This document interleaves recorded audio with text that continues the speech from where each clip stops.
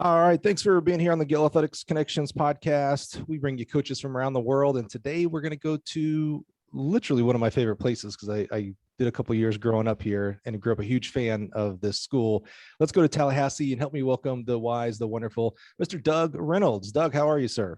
I'm good. How are you today, Mike? I'm doing fantastic. I lived in Tallahassee. You probably don't even know this.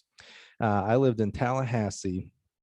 I can't even remember what grade, this is how old I am, right? So it's like second grade, first, I don't remember. All I remember is Peter Tom Willis was the quarterback. I grew up a huge Florida State football fan, man. So Peter Tom Willis was the quarterback. Dexter Carter was the running back. We were awesome back then. It was a lot of fun to watch Florida State football games. It's fun now, just in a different way. Yeah. We're on the way. We're trying to make the climb back up. I love it. You've been at Florida State for like 4 weeks and it's already we. That's good, man. So you're a team player. You're automatically in there. It's we right off the bat. Absolutely. I love it, man. I love it. Well, Doug, man, super excited to have you here today on the podcast. I've known you for quite a while now, but actually don't know a lot about your journey. So I'm super excited to learn, where you grew up, track, how to come into you being a great thrower and how you switched over into becoming a great throws coach. And then the stops that you've had along the way. This I do know a little bit about the successes that you've had. Just so excited to learn about, your journey and how you kind of came up with your coaching philosophy, if you will, your mentality for coaching throwers specifically. So, man, let's hop into it, right? So talk to us. Where did track and field start for you as an athlete? Did you start in high school, middle school? Where did it all begin? Middle school, we just in Arizona where I grew up, they didn't have organized track and field other than at the club level. I didn't know anything about it. But we had field day. And I was a high jumper. I loved the high jump, and I would do the field day every year and try to win the high jump. And then I got to high school, and as a freshman at Greenway High School in Phoenix, Arizona, I'll give them a little plug. Yeah. I was a hurdler and a high jumper, and I was playing around with the pole vault. And, I didn't see myself as a thrower because you got to understand, like as a freshman, I was 6'4", and I wrestled the 156 weight class in the winter and never had to cut. Dude, so you were the literal string bean. I was a string bean, and played football, and they couldn't quite figure out where to put me because I was not quite fast enough to be a wide receiver, not quite strong enough to be a tight end, definitely not big enough to play the line. I was, just kind of this weird little string bean that couldn't figure anything out. But did you do basketball though? I didn't. I never played organized basketball. Wow. Ever, because everybody told me you should be a basketball player. Right. Yeah. And so the rebellious side of me said, no, I shouldn't. So I love the change there because, I'm terrible at pigeonholing people, meaning like, oh, Doug, great throws coach. I knew he was a great thrower. So obviously you grew up throwing since the day you were born. And here you are, high jumping, hurdling, everything but throwing so far. Well, you know what I remember? So this was throwing for me when I somewhere end of my freshman year in high school or thereabouts. I started throwing as a sophomore, but I remember sitting at the end of hurdle practice and, practically throwing up and, looking down at the other end of the track, and like the throwers were eating like peanut butter and jelly sandwiches. And, and I was like, man, I need to do that. So similar story. I was a kind of a miler, half miler, 2 miler in high school, and we had the worst coaches in the world. And I love you guys to death. Dennis Anderson, you guys were great. They just didn't know anything about coaching track and field. Literally every day, Doug, every day, we ran a track meet. That was practice.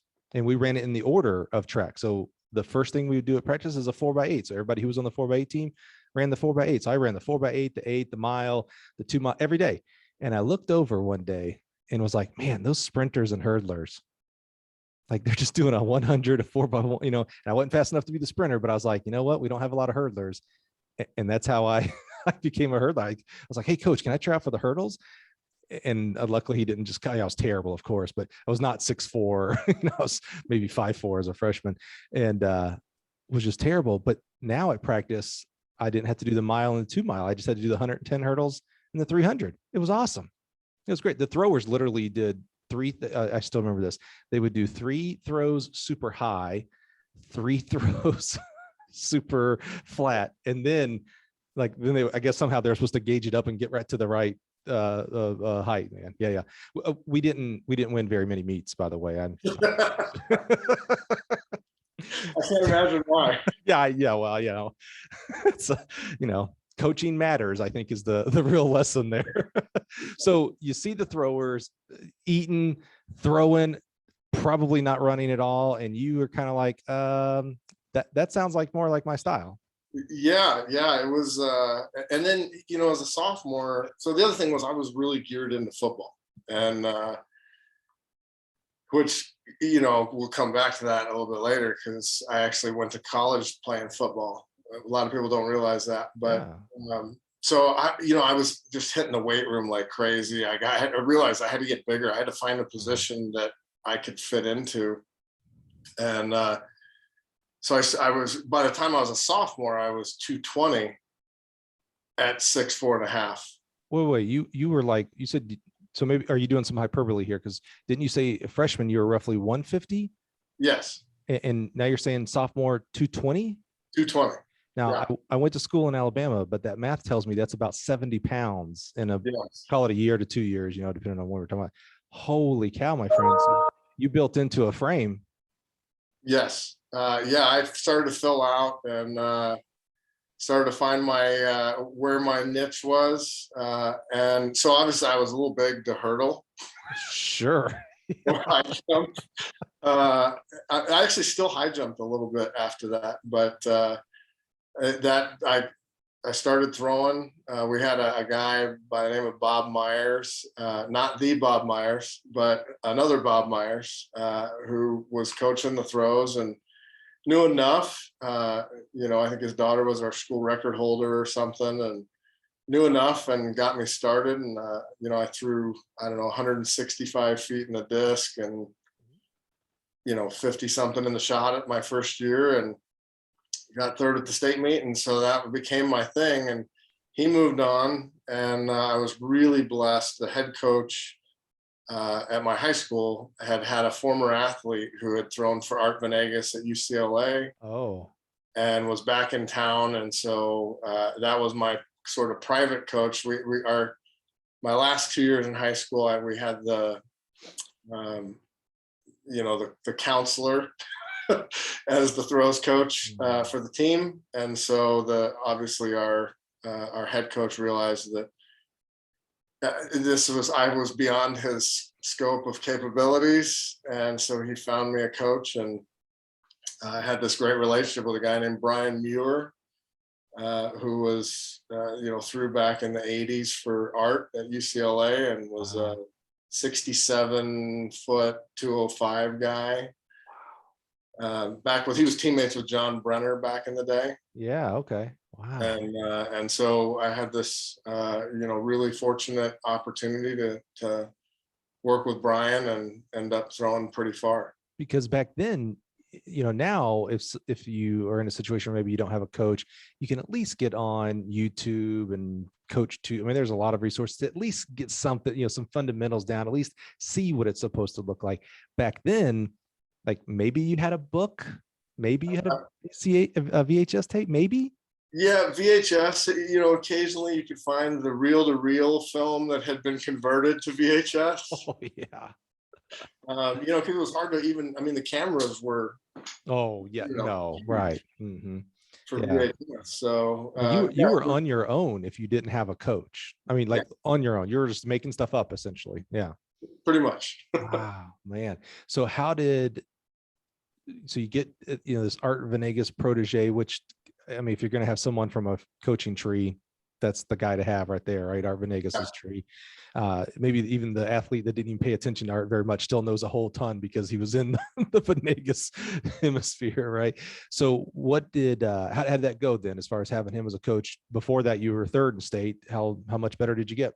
I won everything at the state meet from there on out. Right. Was fortunate, ended up winning my senior year, won the Golden West, which at the time was kind of the big deal. Big.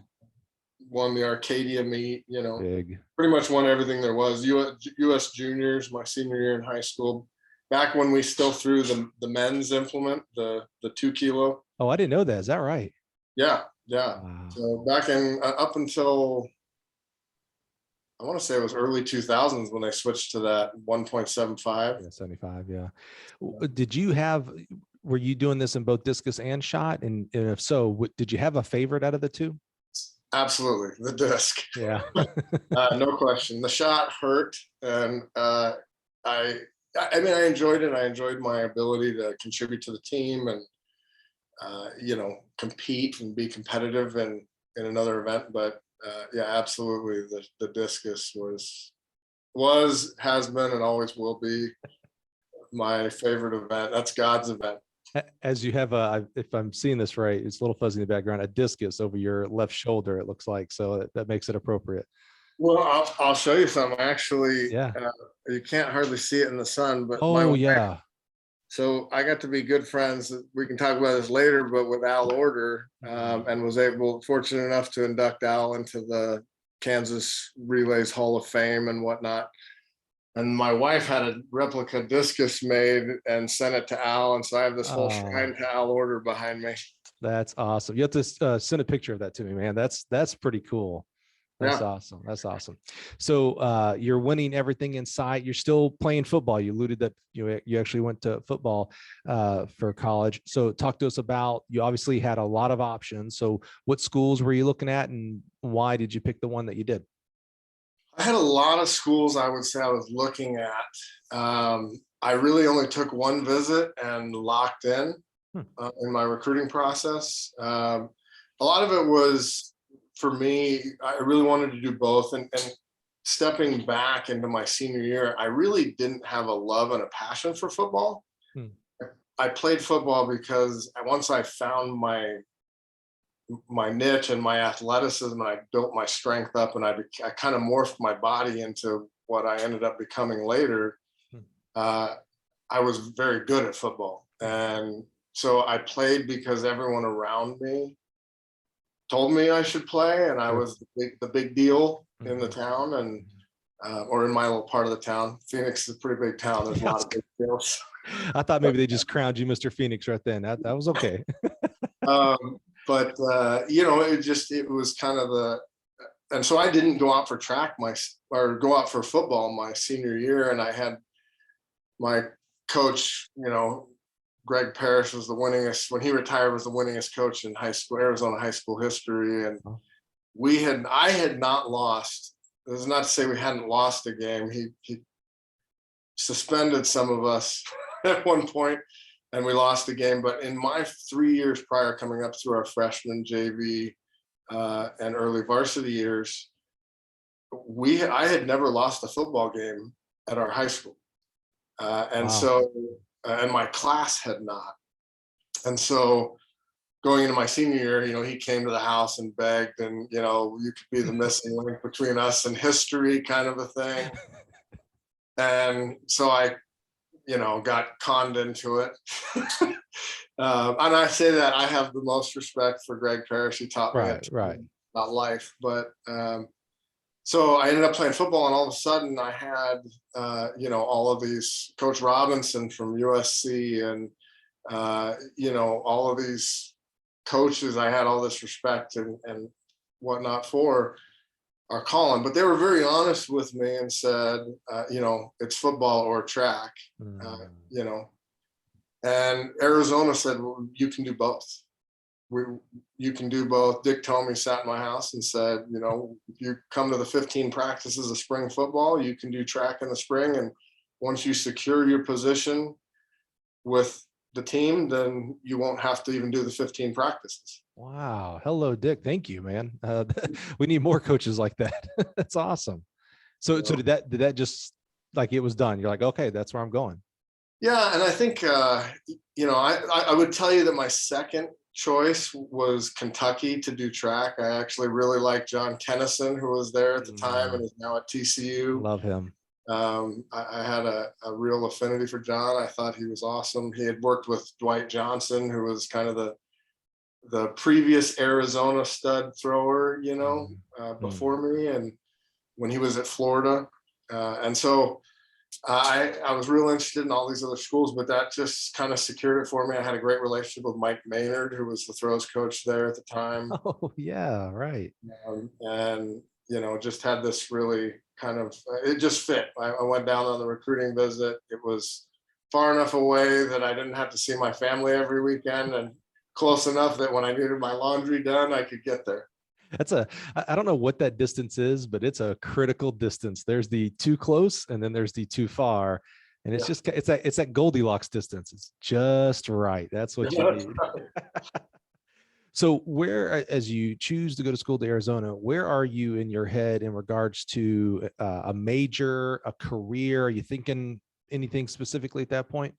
Okay, I'm going to embarrass myself here on a live podcast, but I had watched way too many cops and robbers movies, and started out in criminal justice administration. So your favorite movie was like Police Academy or something? Yeah, well, not quite, but yeah, just all of those. Yeah. too many. I thought law enforcement was running around with a badge and a gun and getting the bad guys, and forgot. They don't ever glamorize the paperwork, the right. The investigative side of it. Right. It's go shake down the bad guys and find the bigger bad guy. Right. Yeah, I think we all, at least speaking from the male perspective here, I would venture to say a vast majority of guys at some point, even if it was like back in like 4th grade or something. But I remember in high school, I was like, I could be a cop. Like I could do that, like, because part of it is, a little bit of like what you're talking about, it's what we see on the TV. So it's the machismo and the, being the hero and things like that. But I do think some of it also, and maybe it's sports guys in particular here, but I think we have an inclination to want to help people, and that being a cop or a firefighter or even like a doctor, which, that never entered my mind. I was like, I can't be a doctor. But those kind of positions, those kind of careers are like the epitome of what we think of as heroes, as helpers. So it's like, yeah, I could be a cop. And then I quickly was like, yeah, I can't be a cop. It'll be worse than, that's not good at all. So did you Starsky and Hutch, what's going on? Yeah. As soon as Police Academy the actual Police Academy did not start out like the movie Police Academy, I'd have been like, wait a minute, this whole thing has been a sham. Where's the funny guy making all the noises? I've been hoodwinked here. So did you go to school to start out as criminal justice, or? Yeah. Started out in criminal justice, made a change fairly quickly after the first year to education with kind of PE. So I was kind of morphing that direction, but I was still thinking, high school type range. And then really the decision for me on coaching and kind of the way my path educationally came from my decision to coach. So sidebar, I was not the best student. I was a great athlete, first one to the track, last one to leave.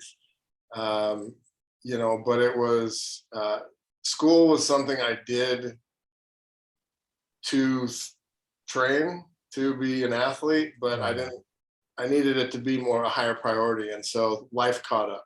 Now, we have something today that we didn't have when we were 20 years old in college, and that's experience, right? We can look back behind. We have all this 2020, if you will. Do you think, because I think of you as kind of one of these cerebral, like every conversation you and I have had, it's very little of seeing you out there rah and emotionally willing your student athletes, your kids, and it's more of like technique and really drilling, perfecting things like that. So I in my head I always think of that as like a cerebral type of coach.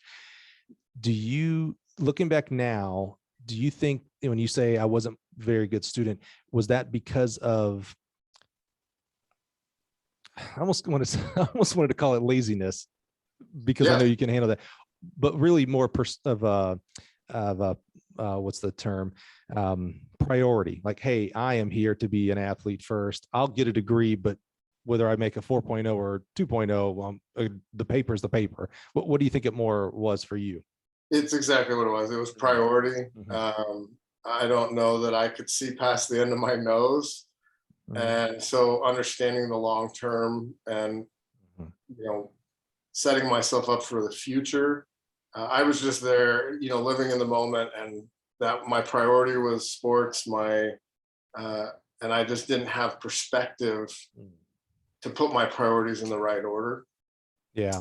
And I got them put in the right order pretty quickly. And this is something a lot of people don't know about me, but I actually got kicked out of school at the University of Arizona after my second year. Wait a minute. Yeah. Really? Because you did something, or because of GPA? What? Academic dismissal. Oh, so when you say, I've heard so many people say, I wasn't that good of a student, and I'm like, oh, what'd you end up with your GPA? Just 3.1. And I'm like, yeah, bro, you're good, man. You got kicked out for grades. Kicked out for grades. No hyperbole. You were not a student first at all. No, absolutely was not. So what happens there? I mean, you're on the team. You're doing football and track. Grades are going so bad, and they obviously continue to go bad, and you get kicked out. What are you now? You're starting to stare into the future. What are you thinking? What are you doing here? Well, that was where life kind of hit me in the face, and so I had to find. I had to look in the mirror, and quite frankly, I had a really interesting experience. So, in my mind, and this is the youth and immaturity, I just finished my sophomore year. My freshman year, my senior in high school, my freshman year in college, I'm the U.S. junior champion. I make it to the U.S. senior championships as a sophomore in college. And so in my mind, I'm like, well, I'll just be a pro. I'll just be a post-collegiate, I'll figure it out. I'll get a job and I'll just train. And then I started looking for a job. And I realized that the best job that I could get at the time in Tucson, Arizona, was I was offered a management training position to run a knockoff cologne kiosk in the mall. We almost lost them to a kiosk at a mall, folks. Holy cow.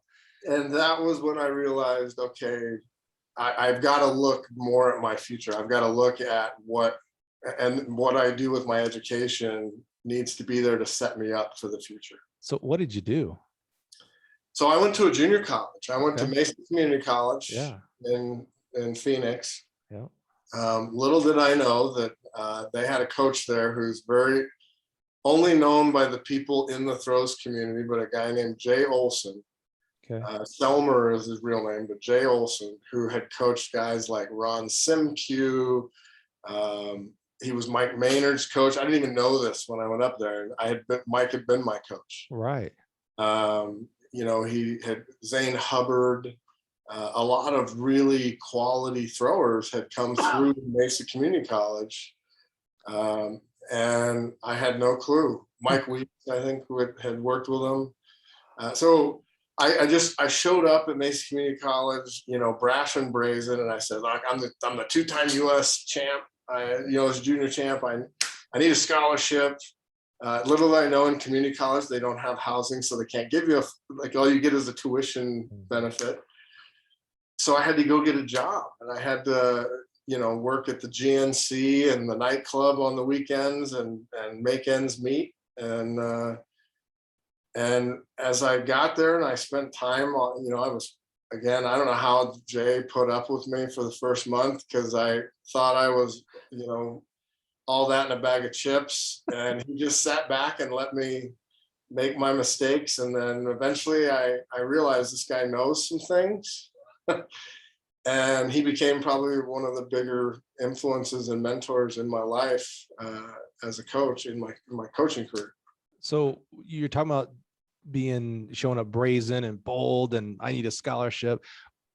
On that was on the athletic side. On the academic side, were you more humbled? Was it more I mean, 100%. you're on your second chance here, right? Not many of us get a second chance, and very, very few of us get a third, right? So are you more of like, okay, I need to do something. I don't have to be a scholar for crying out loud, but I got to put some effort into it. 100%. And the competitive, stubborn side in me actually made me make some decisions that I don't regret, but I think a lot of people questioned. And that was, given the NCAA rules with 4-2-4 transfer, I actually opted to go back to Arizona. So I took a path in junior college to go back where I was going to start with the same GPA I left with. Where had I decided to go to a different 4-year school, I could have had another fresh start academically.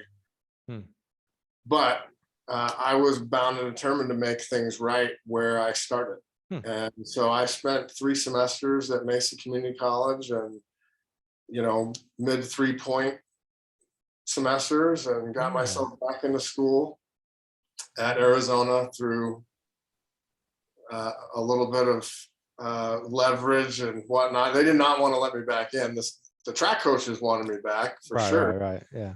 But the administration, the campus admissions, I kept getting denied. And so I asked a friend on the state legislature to pull some strings and got myself admitted. What was it about? Because you did struggle to get back in, and there would have been other schools that you could have gotten in much easier, that still had the same opportunities for you for athletics, as far as going to nationals and all that kind of stuff. What was it about? You talked about making, I think you said, making it right, making amends right. Like, I'm going to go back and I'm going to do it right. What part of you was that? Where did that come from? That's an interesting take. I was raised, in a family where you don't quit anything, that you start, you finish it. And I knew that my shortcomings, my first go around at Arizona, were my own fault. I wasn't blaming anybody. I wasn't putting it off on anybody else. I owned that. And so for me personally and internally, to overcome that, I had to go back and make it right where I started. If that makes sense. Yeah. Much different when you own that mistake versus a blaming attitude. It does feel almost like I got to course correct. I got to get myself back. And you know what? I started there. Well, that was the right school for me. I'm going to finish there. It was the right school. I was the wrong student. Now I'm the right student. Absolutely. That's awesome. So you get back into Arizona, you call the governor, call your lifeline and get back into school. What do you finish out your degree in, and where is that coaching mentality for you in regards to a career? Or at this point, are you like, oh yeah, it's all about becoming a professional athlete at this point? No, I had actually, so during that transition in junior college, I said Jay Olson was a big influence for me. He was a very different kind of coach than Mike Maynard was. Mike Maynard is a scientist. He's a true scientist of the sport. He's angles, tangents, radian angles, he's a brilliant brain. Jay Olson is not, I'm not saying he's not a brilliant brain, but his ability to take complex movements and make them simple and understandable and relatable to the athlete I was like, that was just a huge factor to me. And then in the self-evaluation period of understanding, okay, I have to set myself up for the future here academically, and what do I want to do, and what am I going to study to get me there? I started to realize, again, evaluating all my mistakes. I was the youngest person, I believe, to date, at least certainly in the throws, that's ever been brought into what used to be the Olympic Development Program. LJ Sylvester had handpicked me at a high school. I did my first Olympic Development Summit at age 17. Wow. I was around, everybody else was graduated from college, and I was kind of the handpicked one. And so that had put me around biomechanists and sports psychologists at the highest level, nutritionists, whatever. And, I've just been blessed. And I realized through this experience, like I've been blessed with all these resources that other people haven't had, and that they haven't had access to. I also have been, made these unfortunate mistakes in my, academic and athletic career. How do I marry these and use the passion I have to see people make better decisions than I did, and use these resources and tools and benefits that I've received, and how do I marry those into a future? How do I give back? How do I, pay it forward in my career? And so that was when I made the decision to coach. And so when I came back to Arizona, I actually, while I was in the process of getting back in, I switched majors and actually got some help from the new major from the dean of the department in my admissions process. And I think they heard it from so many angles, they finally let me back in. And so I changed my major from the PE teaching deal to community health education, public health education, because it had all of the sciences that I needed. It's basically pre-med without going to med school. Right. And, there's some miscellaneous stuff in there with grant proposal development, stuff like that, that has no bearing on coaching, but it taught me to write. And so, I went back through that, and I had all the sciences, biochemistry, cellular biology, all these things that I needed, that I wanted, or I felt could benefit me. Again, like, as you said, I'm a cerebral guy. So I went back, and that's what I did. And my cum GPA when I graduated was not stellar, but then once I made that transition in junior college, I never had a semester, under a 3 and, was a pretty solid student the rest of my time. Yeah, I was going to ask, once you find yourself, right? So this community health wellness major, and you find your path, like, oh, okay, I don't know. And what I heard was, I don't know what specifically it is, but I know I want to pay it forward. I want to marry this together. Did you find yourself, obviously it sounds like academically the answer is yes. Did you find yourself, did things like did the lights turn on? Like you could start seeing better. I mean, like, oh, I'm actually throwing better. I'm studying and testing better for academics. Maybe personal life is getting better. Did that start going down that path, or were there still struggles of, anxiety and failings and things like that? No, that's when everything came together. I was, in fact, interestingly enough, I couldn't tell you his name. I wouldn't tell you if I did. I wouldn't want to throw him out on the air, but whoever the dean of admissions or the, provost or whatever, when I got back in, like I said, I had kind of leveraged some things because I was running out of time. And so he called a meeting with me, and he said, look, I don't like you being back in here any more than anybody else. Like, I'm not happy about this. You're going to be on probation until you get your cum GPA over a 2.0, which I had left with a 1 point something. I know most people are like 2.0. It's like, yeah, don't forget he failed out. So he was under 2 Yeah. And it's cumulative. So it's harder to move up. Harder to move up. So I took 19 credit hours my first semester. Wow. All sciences. I had one fluff class. I had 18 credit hours in crazy science classes. Wow. And I took a fluff course of officiating basketball. And to fill out, because I needed the credit hours to be able to get eligible right away, I needed to get a 3 point, I don't remember, 8, 7 something in that semester with that many credits. And I got straight A's in every class except for the basketball class. I was going to say, I really hope you actually didn't do that well in basketball. I got a B in the basketball class. But it just, life came together. I had perspective, I had priority. I was able to manage my time better. utilize, the resources. I stopped seeing the academic resource centers as prison, and started seeing it as an asset to help me. All of those things. My whole perspective changed, and because I had an end goal. Like that's kind of been my thing throughout my career is if I got a target and an end goal, I'll drive as hard as I need to and as hard as I can to get there. And it worked. Life got a lot easier at that point. Who was Mike still your throws coach? And if not, who was it and how did throwing go? Yeah, Mike was my throws coach. Throwing went really well. I think so. I came back in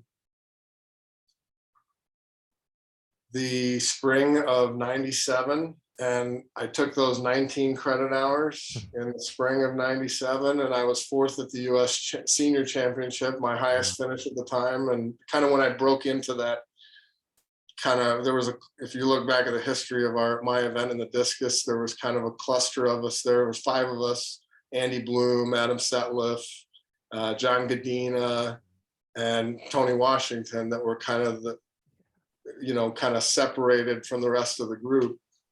And we're kind of the always top 5 guys. And that was kind of when I broke into that top 5 group. That's a little bit maybe of a Mount Rushmore of top 5 right there, buddy. That's a pretty good group.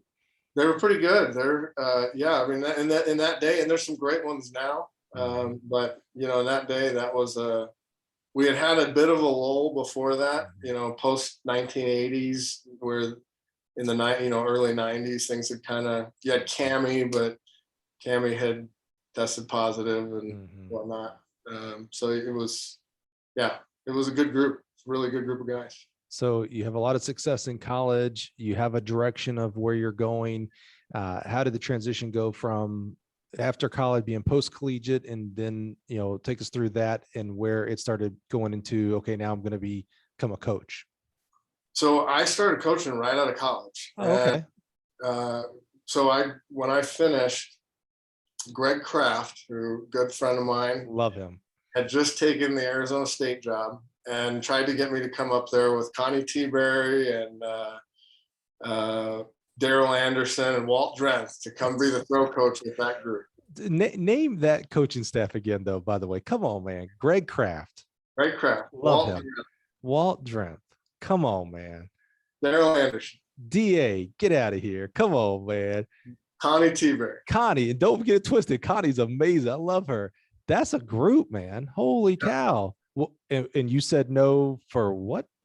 I was going to say yes. And Dave Murray, our head coach at Arizona for a very long time, and Mike got together, and we only had 5 coaches with 6 allowable. And they created the 6th position for me with Jim Click, the local car dealer, and so anyways, I started. So they asked me to stay on at Arizona, and it just, and the deal at Arizona State was, it was a graduate assistant but working full-time kind of thing. It was just the way it was funded at the time. And so I just, it was, I waited out, and, I just felt like it was the right thing for me at the time to stay. And the plan was to be like a 3-year deal, and kind of, break me into all the pieces of coaching and recruiting and administrative work and all that. And then at the end of that first year, so that first year was really interesting. So Mike Maynard had a family issue. He built a house, and it was over a gas pocket, and they had to destroy the house. And he was living out of a hotel for the year, which obviously made, a lot of his things more challenging, which made me take on some things for him. And so by the end of the year, that first year at Arizona, Mike and Dave came to me and said, hey, this, it was a 3-year plan, but things change, and you're wasting your time staying here. We think you should go look for a full-time coaching job. And so that was kind of the start of me branching away from Arizona and kind of getting my start in my own program and whatnot. So I love the full circle of Arizona for you, that you go from, getting in as a student, getting kicked out as a student, becoming a little bit of persona non grata of like, we don't want you back, man, just go somewhere else, getting back in, graduating, and now them creating the sixth position for you. Like, okay, hey, we want you to stay. So we're going to do something we haven't done. We're going to create the position for you. I love that full circle there for University of Arizona for you. What did you, as you become that coach in that first year, and it seems like it was a abnormal first year in the sense of, first of all, it's a new position. So there's no like precedent of what that position has done in the past for the program. Then you have Mike with this crazy situation he's got going on. So maybe he's a little justifiably absent minded, if that's the right term. He's got other things he's got to worry about. His house is being blown up, for crying out loud. What did you find? What surprised you the most going from athlete, student, everything what you just talked about going through, to now you're actually responsible for coaching kids that you were just teammates with, by the way? I think that's its own toughness. But what surprised you the most about coaching as a profession during that first year?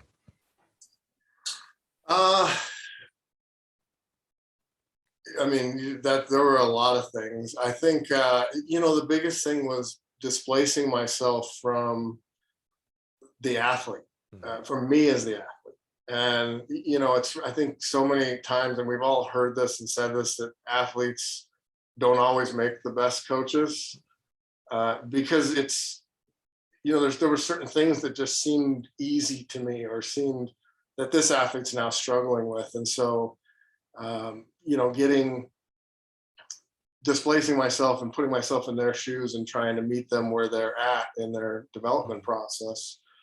But, just the overall, recruiting, that was a challenge to start, because, you're just not used to putting yourself out there like that, and trying to track people down and figure out, back in those days, we had the old high school book, it was like 2 inches, 3 inches thick, and you're digging through there. Okay, Sal Point High School, the coach's name is. That's such a great memory. Oh man, the book.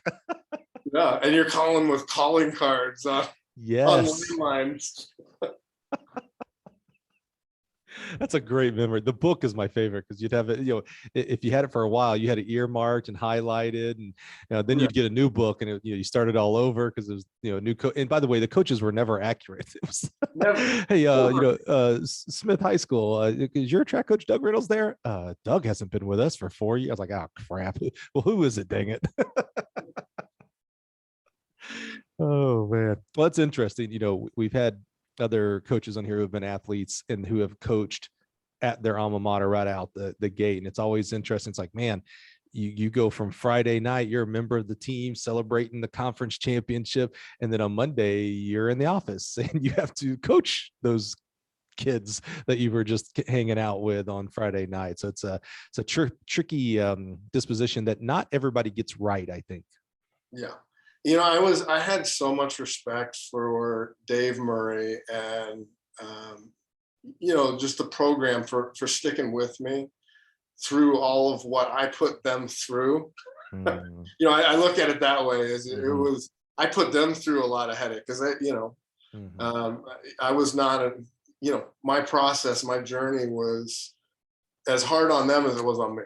And, and I certainly didn't do things the right way in the first half, and the fact they stuck with me and then brought me on staff and whatnot. So when Dave Murray sat me down and said, hey, you do this, you're crossing a line you can never go back from.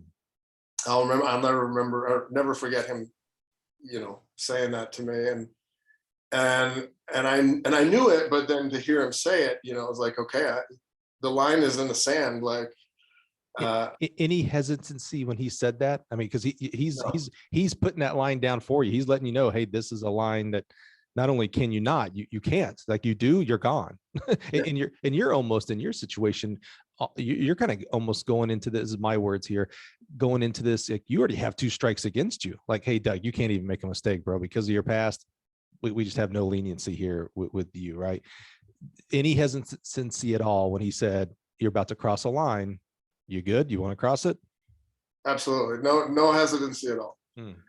I knew what I was getting into. I knew, we had a lot of talks because we also, talked about my career athletically and the commitments. If I was going to be a great coach, the commitment to coaching had to come in front of my commitment to being an athlete. Like, uh, you know, it was, and I wanted to continue to compete, obviously, and I did for a very long time. But yeah, it was. I had no hesitancy. I knew I was walking into my career, eyes wide open, knowing what I was walking into, knowing exactly what the expectations and demands were, uh, and obviously maybe not all of what the demands were, but certainly what the expectations were, Right. character and integrity, and commitment to the profession. And so yeah, it was.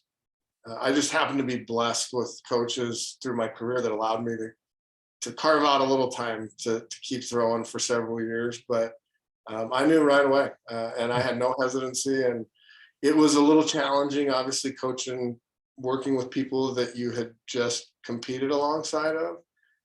But I think because of the commitment they had seen from me in the previous couple of years and the turnaround that they had seen in me, they respected that transition to the other side of the line.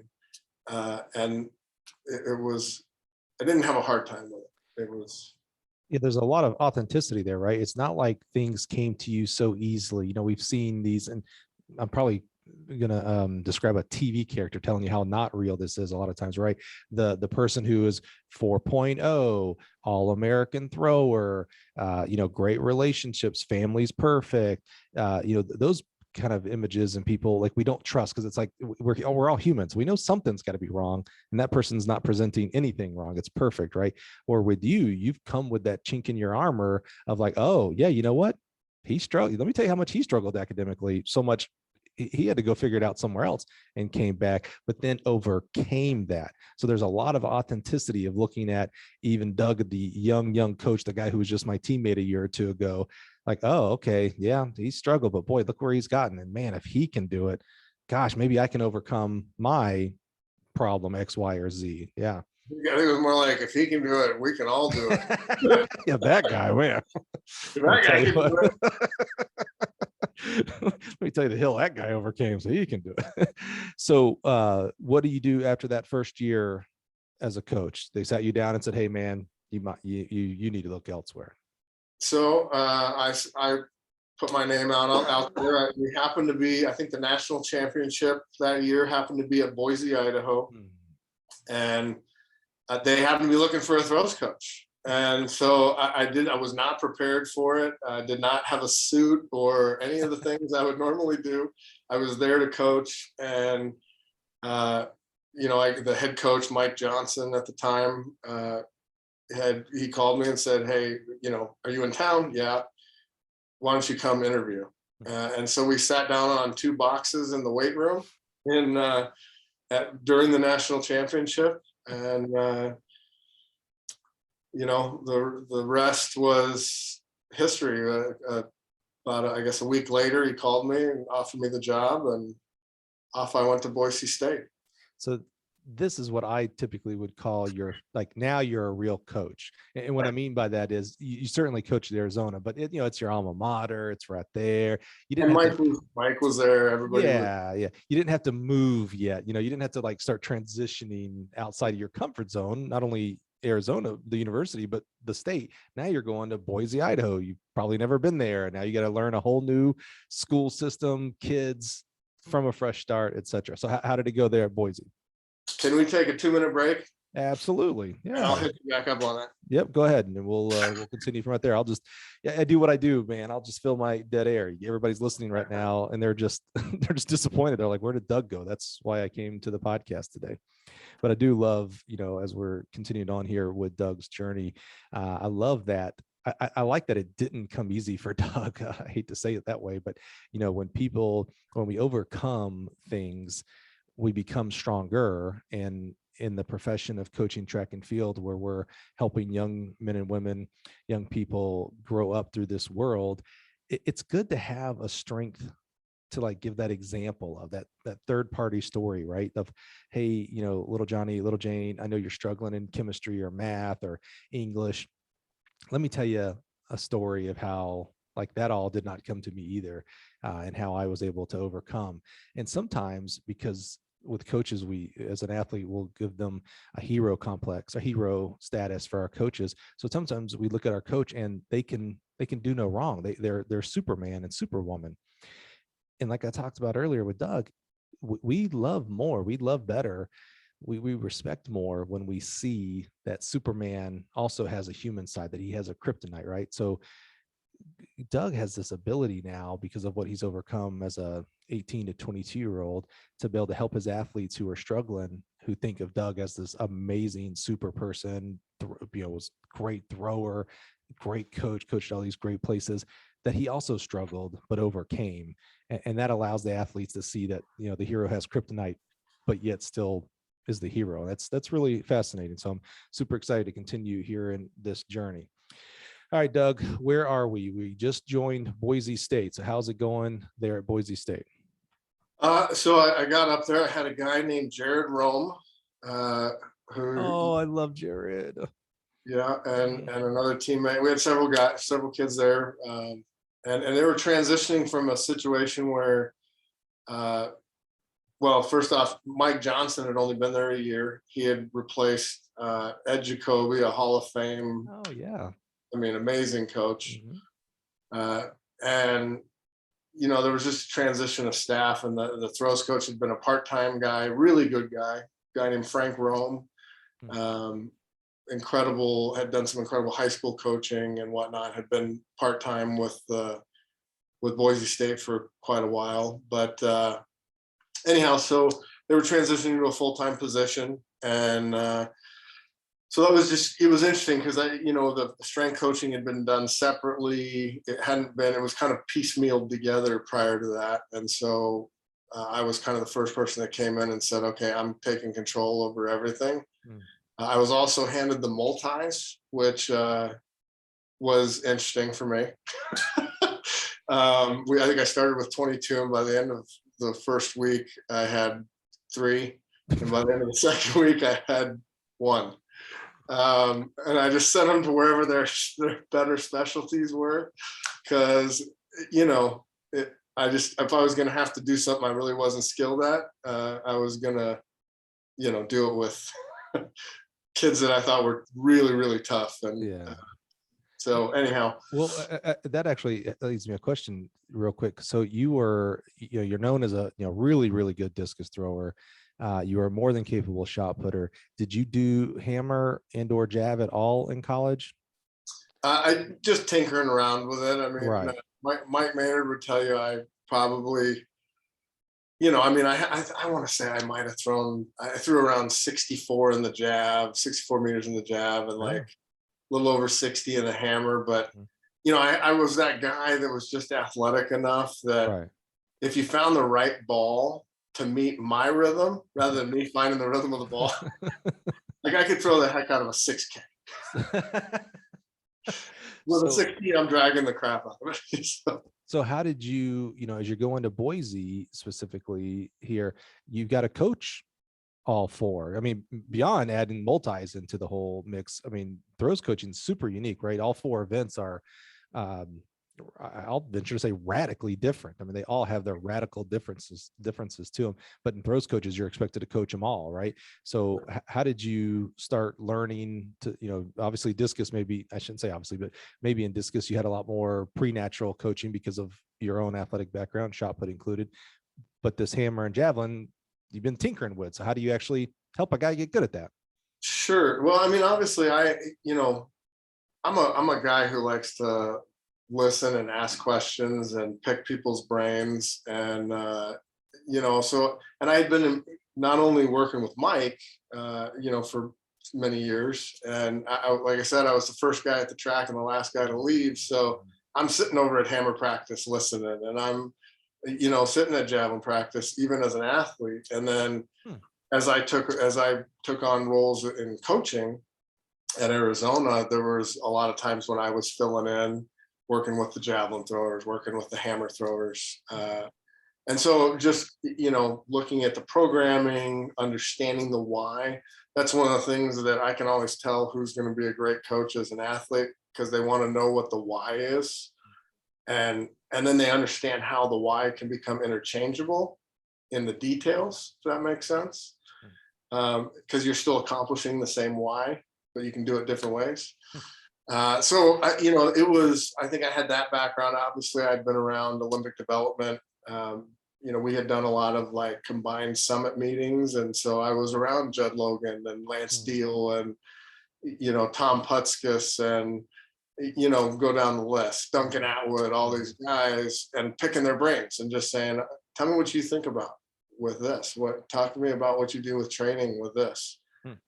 So I was probably a little more prepared than some, but as I've always said, you're never really prepared because every athlete brings a different challenge. Right.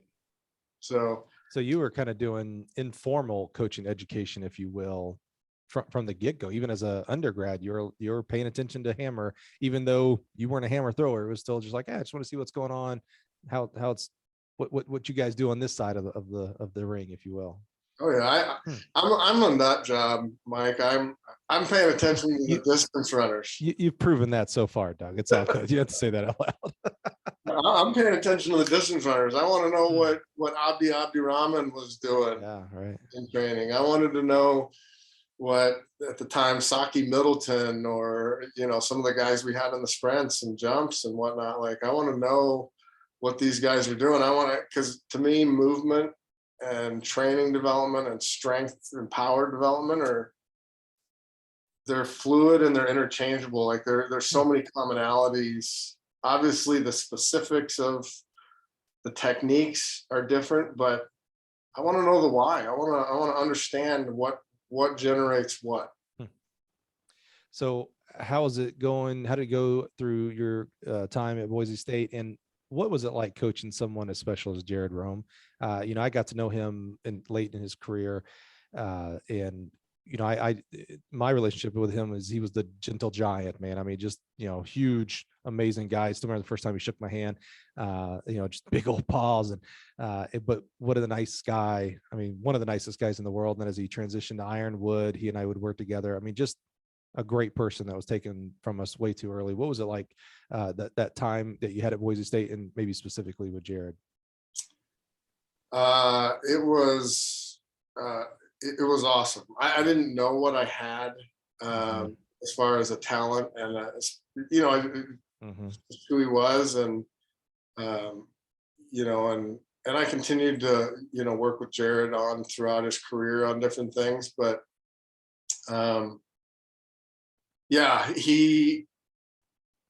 he made my career, to be honest. Like I would give him the credit for a lot. I mean, several athletes have made my career, but that he opened up opportunities for me in my career, and obviously we had a connection, really good connection that was made that possible. I mean, when I got there, I think his PR, he had thrown maybe 190 2 years prior, and then only thrown like 180 something in the disc, and his PR in the shot was maybe 58, and he ended up throwing 64 meters in the disc and 20 meters in the shot that year, and had this amazing year as a fifth-year senior, and it was that launched. I think he and Mark Hoxmeyer, who was his teammate and best friend, they probably launched my career. But that team, it was a very special time. It was a really special group of kids. We actually, when Jared passed, that whole group, we got back together and had a lot of moments. That's awesome. So it was good. That's exactly how he would have wanted it. So that's awesome. Like, I love that. I really do. I love that. It's hard as you go into the later part of your collegiate career, right? 4 or 5 years, to get a new coach is hard, right? Because you've trusted the old person probably for, a long time. And now here comes this new person. And you only have this new person, this new coach for 1 or 2, on the later side of your life. So earning that trust that it takes to really get improvement, that's tough. So I love that there was like this, I'm sure there was some transition period where there was a 1 week or 1 month or 1 semester, but quickly you guys gelled together and made some real magic in that last year. It was awesome. You know what happened? So he came from just a different mindset than me. And obviously I'm all about being strong, but I'm a big Olympic lifts, squats, legs, core type guy. Bench is great, but if I can do without it, if I need to. And he was all about the bench. And he was struggling, and he was in the first 6 weeks, he was really struggling because I only had him bench 3 times in 6 weeks. And he was only demonstrating, now get this, he's only demonstrating about 435 bench shape, but he had at one time benched, I don't know, 475 or 80 or something like that, sub 500, but high force. Yeah. And he just had his mind tied to the bench, that was what he needed to throw far. So I took him to lunch and sat down, and we went over to the calf and sat down and had lunch. And I said, look, Jared, here's the deal. We got to get together on this. Like, we got to get on the same page. So that means either you got to come my way, I got to come your way, or we got to meet in the middle. And I'm sure as hell not coming your way. So word for word, it's exactly what I told him. I said, so let's meet in the middle. And I said, what number do you need to feel confident in your upper body, your pressing strength? Well, if I could just get back to like 460, I'd be good. And I said, Jared, I'll make you, I knew, I looked at all of his training, his history, his past. I knew where the weak spots were and what he was doing in the weight room. And I said, Jared, we got, I don't know what it was, 8 weeks left in the semester or something like that, 10 weeks. I said, I'll guarantee you a 500-pound bench on finals week. You do it my way. If I get you your 500-pound bench, you do what I say, when I say it, and how I say it. I say jump, you say how high. If you don't, you can do whatever the hell you want. I don't care. Deal, right? Like, you can't lose. And on finals week, he benched 510 for a double. Wow. And said, Coach, I can keep going up. I said, Jared, I told you I'd give you 5. Right. I give you 510 for a double, you're done. Hey, that's the mentality you need as an athlete, though, right? Like, hey, if I can just get 460, all right, well, I'll give you 5. All right, well, I made 510. I can keep going. What was great was by the second semester, like, you couldn't get him off the platform. You couldn't get him off the things that I wanted him to do. And that's just the guy he was. Like, he was bought in, he was trusting, he was, there's a reason Jared Rome became Jared Rome, and made 2 Olympic teams and world championships, finals, and all that. Like, he's a really special human being. And when he puts his trust in you and he puts his trust in the people around him, like, he's all in. And that's the kind of trust it takes to make those types of achievements. It's amazing. Love him. So how many years were we at Boise, and where do we go next, and why? So I was only at Boise 1 year. Oh, okay. His senior year. And then we continued to, do some things, long distance and some training camps and whatnot. But so then I went to the University of Kansas, and this is why. So my boss, the head coach at the time, was, left. We'll just leave it at that. The conditions and all that are irrelevant. But and I was actually offered the head job, but I knew I was not ready. I was too immature. I was the interim for the end of the year and whatnot. It was a mid-year deal. And So I had a couple of offers on the table, and it was a couple places, and I ended up going to the University of Kansas with Stanley Redwine when he first took over at the University of Kansas. And at the same time, I might also be the only sitting head coach / interim head coach to ever be on the initial search committee for their replacement. So I helped them hire Mike Maynard as the head coach at Boise State on my way out. I was about to say, when did Mike, because Mike comes into my life as a Boise State head coach. So I was like, when did he go to Boise State? Okay, so I helped him get the job. That's awesome. He's like, I knew I helped you get back into school for some reason. It's funny you went to Kansas with Stanley when that head job was open for Stanley. Stanley eventually to get it. I was looking for a job myself. I was graduating my undergrad at Troy. Brad undergrad coach. And so I saw this job at Kansas was open, right? The head coaching job. And I was, I'm just finishing my undergrad. So there's no way I was going for the head job. So I was like, I'm going to get ahead of the game though. So I sent my resume and everything in for the assistant. And I said in my cover letter, I was like, hey, give this to the guy you end up hiring. Like, I'm not applying. I mean, I've made it very explicit. I'm not applying for the head coaching job. Please give this to whoever you hire. And I get a rejection letter saying, we are not going to hire you for the head coaching. I was like, no, I wasn't applying for the head job. I guess technically I did. So Stanley is lucky. I did not get the job. Yeah, I left it for him. He was good, and he's done a great job. He's done an amazing job, actually. So how was it at Kansas? I mean, what a historic track program there, man. Holy cow. Yeah. That was an incredible experience. I had this great 1-year experience at Boise, but there were some tumultuous things around it. And obviously, like I said, there was turnover and change. And I just was looking for a soft place to land. And Stanley provided that. He had been an athlete and a coach for a very long time. He understood what I was doing. He was supportive of the throws and the program, and it was a great mentor on in every facet, but really on the character and the demeanor of a head coach. And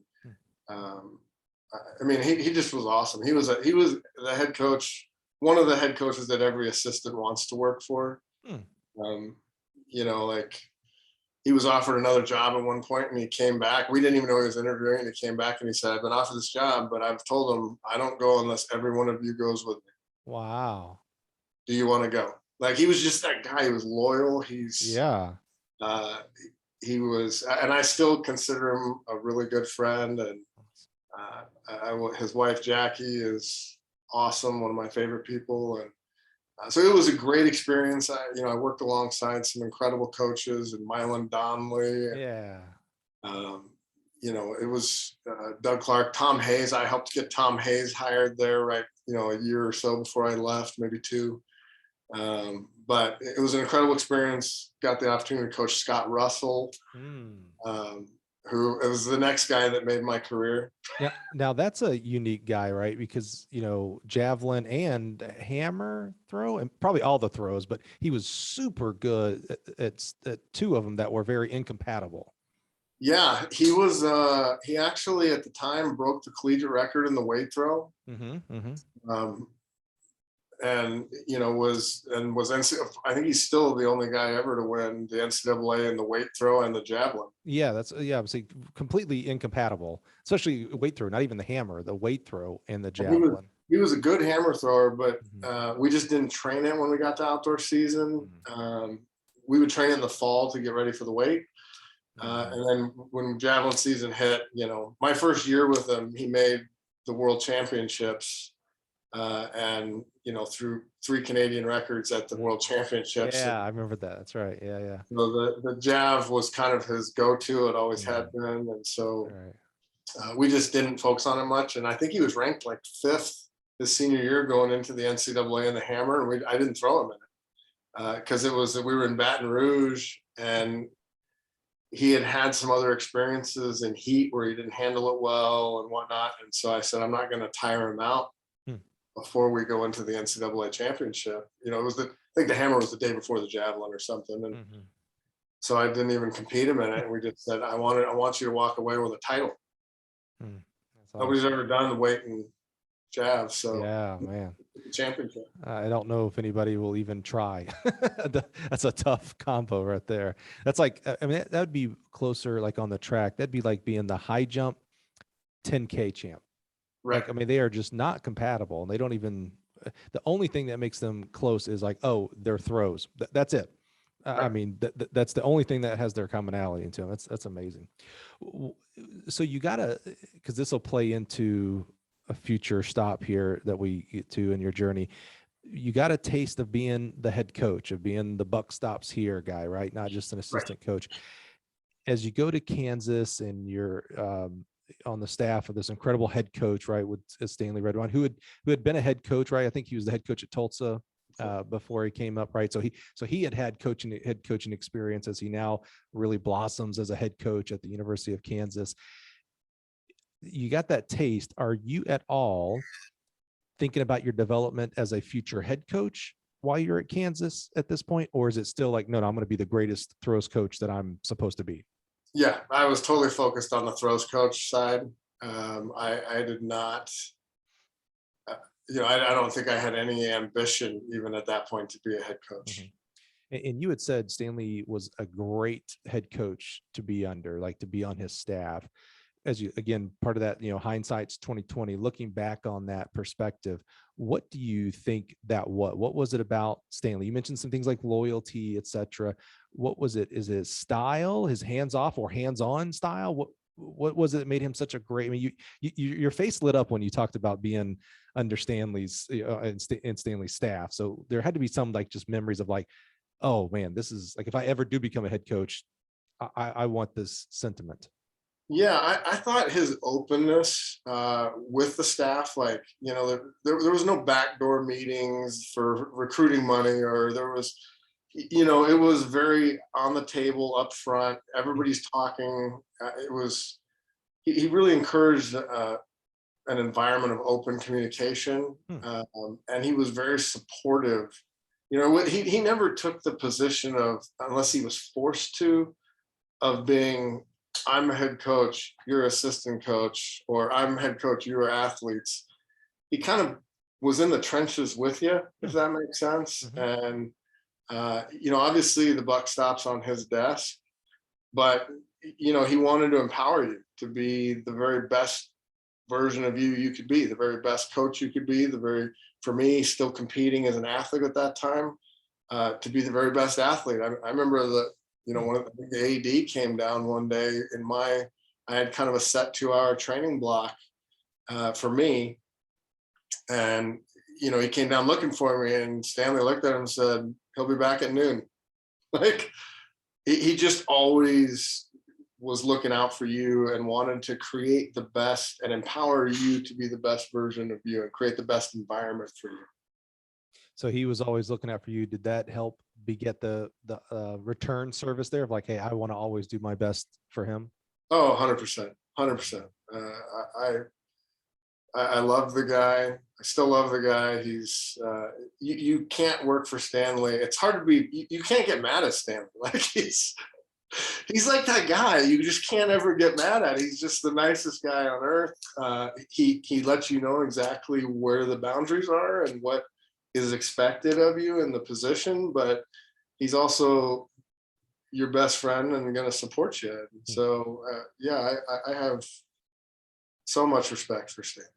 So for the world's worst transition question, then, Doug, where'd you go and why'd you leave? If this is such a great, it's not like Stanley left, and so you're like, well, so I decided to leave too.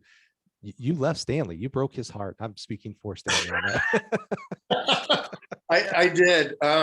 So it was a really tough decision.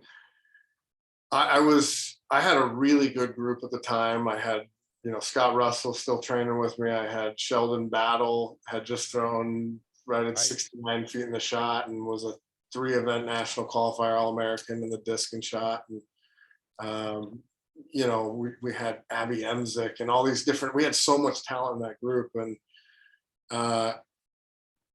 University of Kentucky called, and Don Weber called, and you know, they were going through some big transitions and changes, new administration, et cetera. And we're kind of empowering him to do some things a little differently. And I liked the vision he had set out, but the brass tacks was they offered me nearly double what I was making, and got my wife a job all in one foul swoop. And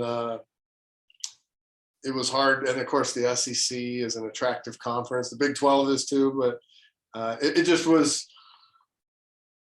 It was very attractive. There were some things going on at Kansas, and anybody who knows the history there with the administration and some of the issues that they had administratively, you know, investigations and whatnot. There were some uncomfortable things, not specific to track. Obviously, we were fine, but the administration, you know, under that regime, they were kind of cutting Stanley's legs out from underneath them. They were taking, at the time, they were taking away aspects that give you the ability to be good. And, you know, while Stanley had the ability to withstand it and fight through and get to new administrations that are now empowering him again, you know, I was uncertain of where that was headed. And then to have the opportunity to have nearly double my paycheck and whatnot. And you had mentioned early when you were looking at schools that Kentucky was one of those schools that you kind of had your eye on. Like you liked that school. Maybe if situations are a little different, you might have even ended up there as an undergrad. Yeah, absolutely. That's interesting. And it's, I appreciate your openness about, you know, the salary size, you know, close to Dublin, you know, it's something we don't talk about a lot with coaches in a positive manner. We talk a lot about we're underpaid. That's the God's gospel. That's truth. I saw a social media post the other day. Coaches don't coach for the income, they coach for the outcome. And I love that altruistic message. Yeah. However, we have families. We have to hopefully retire one day. Yeah. And soon, in a couple of weeks here on the podcast, I've got a special guest, big name. I know you're going to be blown away by him. I'm so excited to have him on the podcast. And one of the topics we talk about, and that he specifically brought up and talked about, is, hey, you got to take care of you. You got to do what's right for you. There will always be other kids. One of his great statements about, you know, as you, Doug, if you would have been contemplating going to Kentucky or staying at Kansas, and you got this great group, and you know, man, how can I leave them? And it's like, in this guest coming up here in a couple of weeks, he says, well, how do you know that a better coach for them than you won't be the person that replaces you? So it'll be better for them. Right. And I was like, wow. I mean, kind of like, I can't wait for everybody to listen to it, because I was kind of stunned. I was like, oh man, yeah, we never think about that. We think about like, oh, it's a good group and I should be there to coach them. When it's like, oh, maybe there's actually someone better for them. And so you can go somewhere else where you're the better person for them. It was amazing. So anyway. I would even tell you on that note too. I tell I've got several of my former athletes are coaches now, and I've told every one of them the same thing. Like, this is a business.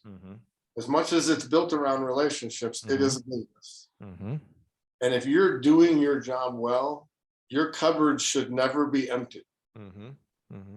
So it's never a good time to leave. Right. Yeah. Great point. That's really good. That's so But good. those kids come and go every 4 or 5 years.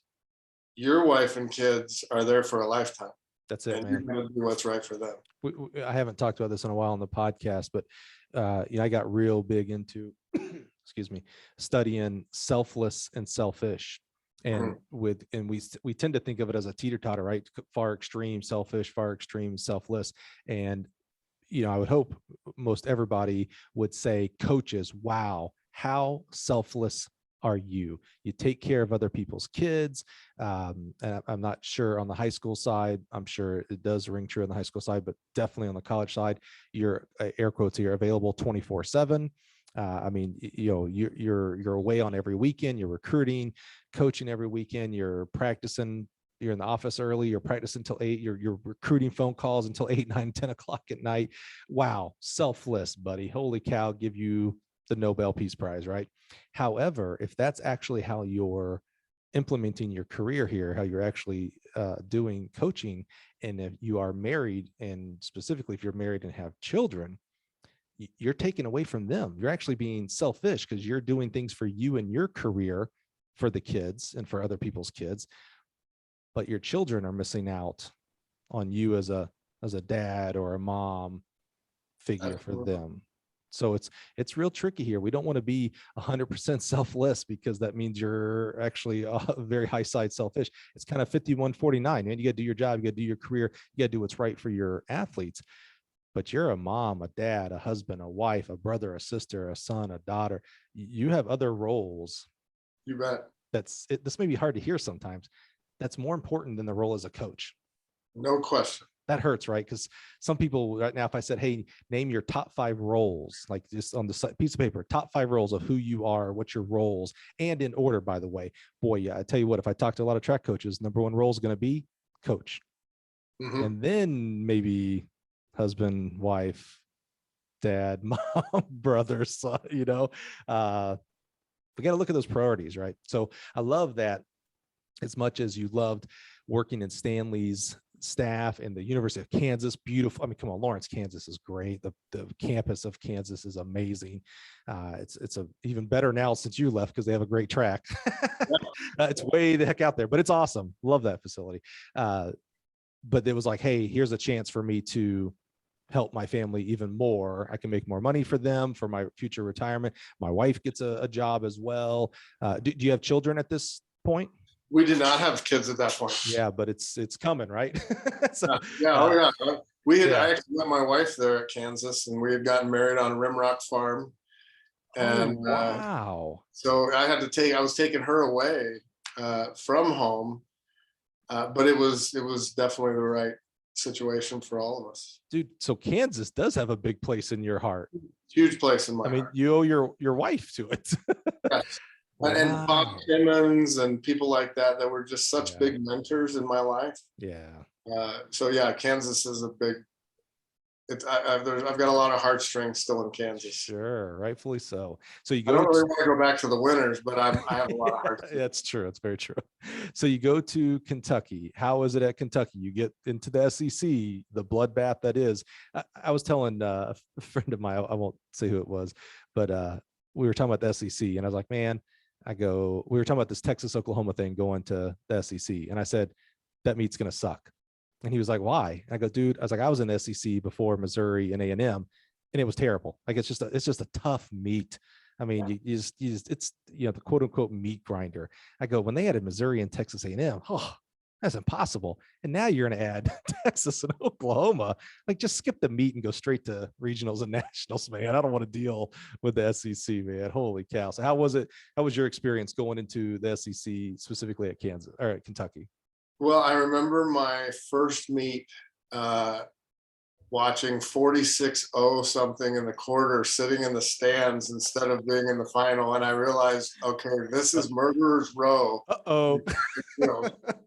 Like, these guys don't play around. So no, it was an awesome experience. I was really welcomed in by the SEC coaches, and I knew a bunch of them, but it was a great experience. It was a great experience going to work for Don, kind of helping build something, because he'd been there a long time, but he hadn't really been empowered by the administration to be good. And so, he had, in those 2 years, those first couple of years, he had added Aaron Tucker and myself, and eventually James Thomas, and and so to take that, they had never been in the top 25 as a track program, and to see that program grow to being a top 10 finish, and several top 15 finishes. Did we get to the pinnacle? Not yet. We didn't get there in time, but it was to see the growth of that program and get to kind of be really on the ground floor, because it was like a whole new deal for Don. Yeah. What changed for you? So you're kind of at this point of your career, you're kind of starting to transition from this rookie new coach who is maybe still feeling his way on what his program is, not just what I'm coaching the kids, but how I'm coaching them, how I'm recruiting, things like what type of athletes am I recruiting? And you're starting to now here at Kentucky transition to like, okay, I'm like, I'm in my groove now. I'm starting to know who Doug Reynolds, the coach, is, and my philosophy in totality, if you will. How does that, is it when you go to Kentucky, uh, resources, expectations, things are higher. How is that affecting you in your coaching and your personal life? Like you mentioned, you bring your wife from home. She's a Kansan. You bring her away from home. How's that all meshing together? Uh, I think it really was meshing well. The first 2 years were a struggle. They've been a struggle in every job, because my wife is a fairly introverted person, and so it's hard for her to build networks. And so getting the whole family dynamic really meshed in and into the community, it always ends up being a little bit of a challenge. But at that point, I feel like I had a clear vision of who I was and what I wanted to do. I certainly wouldn't tell you that I felt like I knew everything. I'm still growing today and learning about me as a coach, but I kind of had an understanding of the type of athlete I wanted to recruit, the expectation I wanted to create in the program, you know, and I had the support of Don Weber and the people around me. And I had kind of full autonomy in the weight room. And that was kind of the first place. Even at Kansas, we had fought some battles with the weight room and different things like that. So that was the first place where I just had complete and total autonomy to run my group the way I wanted to run my group. And in part because I had some people on the inside, prior to getting there, the head strength coach, when I got there, was a longtime friend, and, just things like that helped facilitate that. But that's where I kind of really discovered kind of how I wanted to run my system entirely. And what track season year is your first year at Kentucky? 2006. Okay. I was trying to think because I didn't think you and I overlapped. I was at Mississippi State 04 and 05 seasons. And I didn't think we overlapped in the conference. I didn't ever remember seeing you at the conference meet. So I didn't think so. It was upset. So that would have been, I mean, you talk about your peers, your competition. You got Don down in Georgia. Was Larry still at Florida? Maybe I can't remember if he was still there. Steve Lemke and I came in at the same time. Yeah, him. I mean, you got some just Mike Surgeon over at South Carolina. You got some just guys that have been around and done it longer than you. And I hate to say it at this point, but better than you in quantity. Maybe not any individual stat, but they've done it, right? How are you adjusting recruiting and your own self-expectation levels? I mean, I don't know that there was much adjustment as much as there was understanding how, I guess, becoming a better version of myself as a recruiter and selling what conveying what I wanted to be conveyed and what how am I going to say this? What the foundations and principles of my program are going to be, and conveying that in the recruiting process. It was, you had Jerry at Auburn, you had, right. Yeah. it was a great cast of characters. A year later, you had John Frazier at Tennessee. It was an incredible time period, and still is, but it just was, I was figuring out how, we didn't have resources. We had resources, we didn't have facilities. Kentucky, when I got there, we had grass growing through the track, and in the summer when you walked on it, the track would like peel up off the asphalt on the bottom of your shoe. And so it was just really, it stretched me to be able to recruit on those types of facilities against the Arkansas, against the Floridas, against the, Georgia, whoever. and that just forced me to be able to look inside at like, okay, really identify, this is my type of kid. This is how I'm going to win that type of kid. And a lot of it was just, I think in a lot of ways, this is going to sound bad. I don't mean to criticize any other coaches, but it was just being genuine. Mhm. You know, like I showed the track. The first thing I showed them, so that everything else they saw on their recruiting visit got better. You know, and it was, and then as I took them out to our track, and they saw this terrible, dilapidated track, and they walked into our throw shed, and you saw All-American after All-American after All-American on the wall, and what their distances, and what they started to realize, like, it's not about the facility, it's about the people and that I'm around and the environment that's being created. And so, you know, I just learned all those things about me and how I was recruiting and how I was, what my expectations, how I was going to run the program. So who is your mentors at this point of your career? Who is your first phone call when you're trying to figure something out or just need an ear to listen? Oh, there was a lot. You know, Scott Bennett, you know, I mean, John Fraser and I would talk a lot during those times. It was a peer in the conference, and you know, Brett Halter at Missouri, and I mean, just everyone that I interacted with. Heck, I would call John Smith, you know, different people like that. And John and I don't have this long history together. Connie and I worked together through USATF on some things, but we didn't have this long history. But I would give John a call and ask him about what are you doing with this? How are you doing this? You know, Steve Lemke, I went way back with Steve Lemke. And so I would just, it depended on what I was calling about. Yeah. Okay. What I would call. Hey, that's important. When we talk about mentors a lot, we tend to go in a general sense. Like I asked you, like, who's the one guy or gal you call, you just need an ear to. But that's interesting. We're talking about like what I want to talk about, right? Like if I need to talk about culture, if I need to talk about javelin, it might be this you know, it's so that's an important aspect of having mentors, multiple mentors in your life over different aspects that you might need help. We all need help with. So let's just cut the crap here and quit acting like we don't need help, right? So that we need help from people, that can be multiples out there, like a mentor council, if you will. And I would even say, you know, outside of our event areas, like one of the great mentors in my life was also Mylan Donnelly, you know, at the Kansas. Like he taught me a lot about the coaching profession and, you know, life in the coaching profession and balancing family with the coaching profession. And you know, his two twins, I don't know if you know his kids, but his two twins were my ring bearer and wedding and flower girl in my wedding. Like, no, awesome. So all of these people that have had,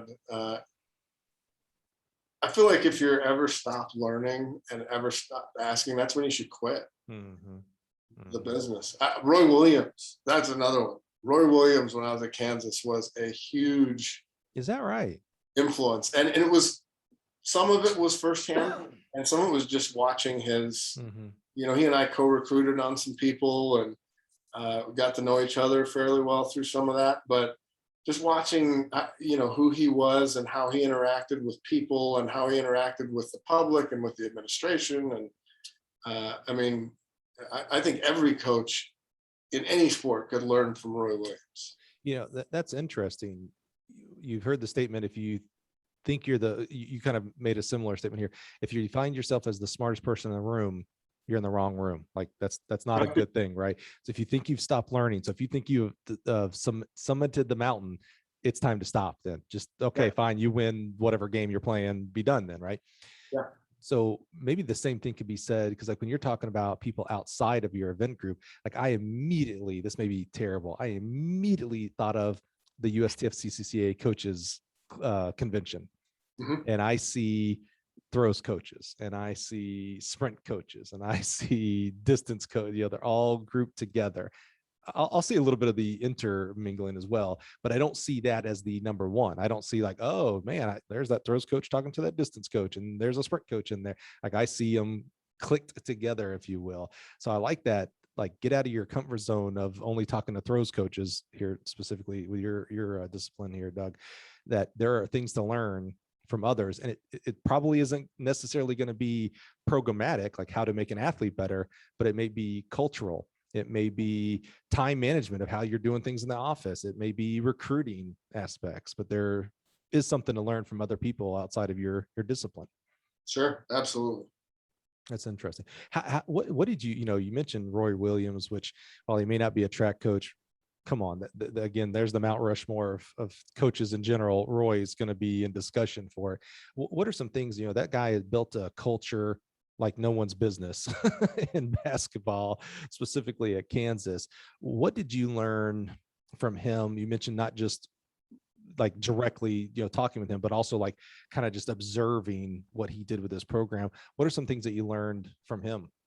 Well, there are a number of things. One of the things I think I learned about coaching in general was that how pliable student athletes are, and how much they mirror the character of the coach, or how much they mirror if you're an effective coach, right?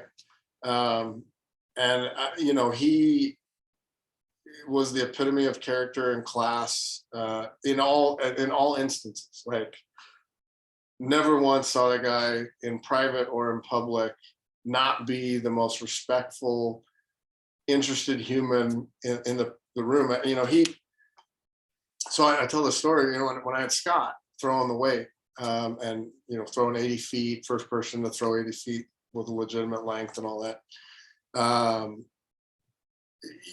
We were getting ready for nationals, and at that point I'm training Scott one-on-one, because he's prepping for nationals. I'm getting everybody else ready to go to the outdoor season. And so I have I'm sitting there in the indoor facility of Kansas, in Allen Fieldhouse or Anschutz Pavilion, one morning, and all of a sudden I got Roy Williams sitting on the pole vault mats behind me, and we're the only 3 people in the building, and he's just sitting there. He just walks in, pops a squat, and just walks in, pops squat. I said, okay. And this is before I had really worked with him recruiting wise and gotten to know him. Like, this was kind of my first interaction with him. You're like, oh crap, what do I need to do here? Yeah. And so I'm just kind of nervously looking back, and I see him a couple times, and I just keep coaching. And finally I just turned around and I was like, Coach, it's good to meet you, Doug Reynolds. Is there something I can help you with? And he said, no, I just keep reading in the papers about all the success you guys are having, and I just wanted to come and learn. Wait a minute. Yeah. Roy Williams, who at that point had certainly won multiple national championships and been in the hunt for many, many more, saw that a track guy was having a lot of success, and he thought, there might be something I can learn. I should probably go down there. Yes. Wow. Roy Williams also, they have the camping tradition in the field house, to line up. The students camp out for days in advance. Every day, while they're camping, comes as he leaves and as he comes in, he makes sure to go through that. He used to. Now, obviously, he's retired and went to North Carolina and whatnot, but he would walk through there every day and go to every single camp and say hi to them, thank them for their dedication to the team, and then on game day they would they do like a check-in that morning, and then they kick them all out and then make them come back to line up. Well, before they would kick him out, he would come in and bring donuts to him out of his own pocket for all 500 students or whatever that were in there. He'd have 1,000 donuts or whatever, that he would come in and personally bring in and deliver to each of those kids that was camping out. What humility. I mean, you're Roy friggin' Williams. Like, you could be excused to not watch the track guy get ready for nationals, to not pay attention to the people that are lining up to go to the game. Wow. Holy cow. I'll give you the even better. This will be my last Roy Williams story. So we co-recruited on Kevin Bookout. Oh yeah, right. I remember that name. Yeah, and of course. And of course, I had a relationship with the Bookout family, and he he was recruiting him for basketball. And long story short, he brought him in with 3 kids, and Kevin had options: baseball, track, basketball, and so he brought him in, and he had 2 other post players, and he said, "Look, I got 2 scholarships for post guys. First 2 that call back and commit. That's who we're taking. Of course, Kevin's got more things he's weighing, and the other 2 guys are pure basketball players, so they commit the next day. Kevin's out." I stayed with Kevin all the way to the final day of the signing period. I knew he was probably going to end up at Oklahoma because he's Oklahoma royalty. His whole family's been in Oklahoma. But I stayed with him, and he stayed with me all the way to the final day before he made his decision. And that was what it was. I wish him the best. Fast forward a year, first preseason tournament, first preseason game, front page of USA Today. I didn't see it, but there's a big article by Kelvin Sampson at Oklahoma about starting Kevin Book out, the first freshman he'd ever started in his career on the first game of the season, and how he's the greatest thing since sliced bread. And I hadn't seen it. Roy comes down to the field house and says, "Coach, did you see the article in USA Today?" And I said, "No." He said, "We probably ought to go see it." So I went and looked at it, and he came back later and he said, "Yeah, Coach, we probably screwed up on that one." And I said, "Roy, we didn't screw up. I stayed with him to the final hours." And he looked me square in the eyes and he said, "You know what, Coach, you're absolutely right. I screwed that one up." Like, I was a 27-year-old, whatever, 30-year-old, I don't know how old I was, but young track coach. Yeah, the appropriate response there was, "Yeah, you're right, Roy." Yeah, exactly. yeah, you're right. And he just looked at me and said, "Yeah, absolutely, that was on me." Yeah, humility, yeah, class. He was the greatest. That's a great example. If you want to learn about leadership, man, I think it starts with humility. Absolutely. So where do we go? So every place we've been, you've had an athlete that's made your career. So who do we have at Kentucky? Because I could name a couple. That's how much I know about it and the time at Kentucky. Oh, I mean, Rashad Scott, Ashley Muffet, she's gone on to be pretty good. She's done all right. Yeah, she's okay. Yeah, she's doing a pretty good job. Every time she does something good, I text her and tell her, it'd be good if she had a good coach. Leaders create leaders. That's all I'm going to say, Ashley. So I know you give them a lot of credit. Ashley's done an awesome job, and Andy Fryman. We had a number of. That's right, Fryman. Yeah. Did you have was Chewy there before you or with you? I thought he was with you. Jeff Chihuahuan. I can always call him Chewy. Chicoyan's collegiate career was right before me, and then he came back and trained with me as a post collegiate, and then I helped get him into the coaching. Yeah, I couldn't remember if he was with you or right before you, but no, he came back and was a volunteer coach for me, and I trained him as a post collegiate for a while. He's awesome. Love that guy. So where do we go on from Kentucky? We go from Kentucky to Alabama. And that was, again, I don't know that we had no inclination of leaving. Dan Waters is a really savvy guy at Alabama, and he was taking over the program at Alabama, and again made us a financial offer that we couldn't turn down and that Kentucky couldn't counter. So that made it difficult not to say no. And so and it was a good time. There was kind of a changing of the guard with the team. I had graduated a bunch of seniors, had a lot of freshmen in a new class. It wasn't going to be a rough transition. And so we made the transition to the University of Alabama. How difficult or not is it when you change jobs inside the conference? Because you've got that added wrinkle of, well, I got to still see the kids that I recruited and coached for the past 4 years on a lot of my meets, and specifically conference meets. Is that tough, or is that just something you got to just separate yourself and put your business hat on that's just part of the business? It is tough. But at the same time, you have to put that hat on. I mean, I was really blessed in that transition in that I literally was graduating everybody except for one person. And I had like 10 signees in that class. And so it was, while they knew me from the recruiting process, I hadn't actually invested that kind of time and energy. And, the only one that was still coming back was Jenny Swoboda. Another great person. I love this. So I do this podcast just so I can name drop millions of coaches because they're just all awesome, man. But did you? I know you didn't know those 10 the 10 new ones, right? Because they were going to become incoming freshmen at Kentucky. But I've noticed this trend. It's very popular. It transcends track and field. It goes into music artists, actors, job applicants, etc., where we get rejections. And hang with me on the rejection side here in a second, where we get these rejections and we post them up on our wall and we're going to prove them wrong one day, right? Did any of those kids that you're aware of take that as a rejection, like, oh, he left it, he told me how great Kentucky was and how great of a coach he was going to be for me, and now not only does he leave, he goes down the road to a conference, to a conference school, which maybe they had even considered going to? Did any of them have that, like, oh, I'm going to prove him that he made a mistake at not staying at Kentucky and coaching me? I don't know.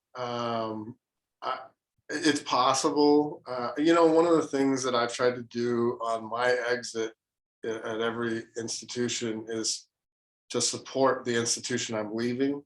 I see these coaches trying to recruit from their signee pool.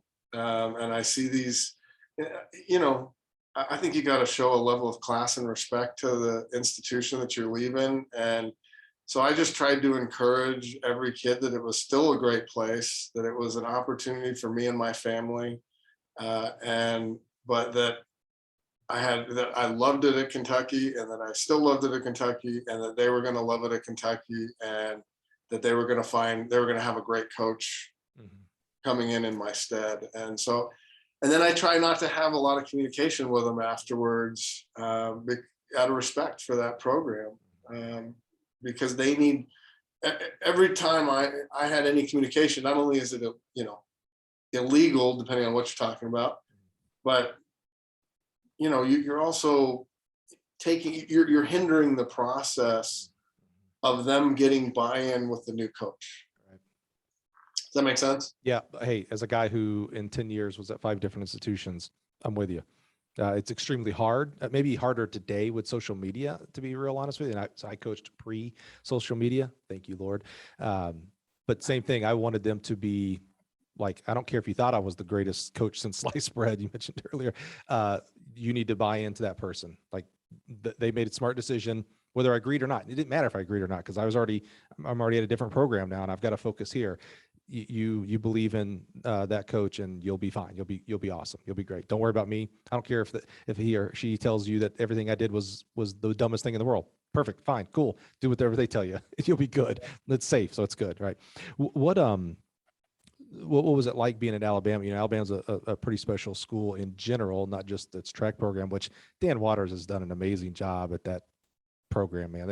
What a great job going up in national rankings and winning the SEC championship, which you're quote unquote not supposed to do at Alabama. Only a few schools are supposed to win SECs, right? And he did it. Awesome job, Dan. What was it like coaching at Alabama as an athletic department? And how many times did you sit down and have lunch with Nick Saban? Not a whole lot with Nick Saban. Although he did know me by name, which scared me. I passed him in the hallway one time and he said, "Coach Reynolds, how we doing today?" And I went, "Oh, am I getting fired?" Because anytime Nick knows your name, I feel like that's either a really good thing or a really bad thing. And I was more worried about the bad. Yes. Yeah. So he, I did have lunch with him on a recruiting weekend. We co-recruited on a couple, but it was an incredible experience, because that was probably the first time, and no knock to Kentucky or to, Kansas or Arizona or anybody, that level of football and that level of financial resource investment in athletics is almost unparalleled. You're talking about a number of schools that you can count on one hand, and then you plant that in a small southern town, and you get, cult-like culture, I mean, that's just an incredible environment to be a coach in, because, I mean, I drive into my neighborhood and everybody, I don't think anybody knew my name. They knew I was a coach, and everybody's standing on their front lawn. Hey, coach, like they just love the university. They love the school. They loved everything about athletics. When I was going down there in the transition as we took the job, that was when the tornado of 2011 came through and ripped Tuscaloosa in half. And so I'm getting, I'd already accepted the job and signed the contract, and I'm getting on the internet to look at, how bad's the damage. And there's YouTube video, I'll never forget this, of a little old lady. She's like, I lost my car, I lost my dog, I lost my house, but praise the Lord, Bryant Denny Stadium is still standing. Yeah, I don't know if that was actually a news video you saw or a country music song. I'm not sure. Well, I mean, the themes are very similar. I lost my dog, I lost my car. There's a joke, how they used to play, heavy metal records backwards back in the day, right? They say if you do that with the country song, the guy gets his dog back and his pickup truck starts working and he gets his job back and his girl comes back. So it's much more positive when you play them backwards for country songs. Yeah, it's much better. What first of all, Doug, we had scheduled this to be right around now. How are you doing time wise? I'm good. Good. Yeah, perfect. So just want to be respectful of your time there. So what was it like coming into Alabama? I'm not sure Alabama had much of a throws history up to this point, and my history could just be incorrect here. I know they've had some great throws coaches come through and some individual athletes that have been come through, but I'm not sure they really had a throws program that I'm aware of. Yeah, well, you got to remember too, it was a split program. So you had Sandy Fowler and great, love her. Clance, and so they just had different emphasis. We had women's throws. Yeah, I forgot about that. That's true. Yeah.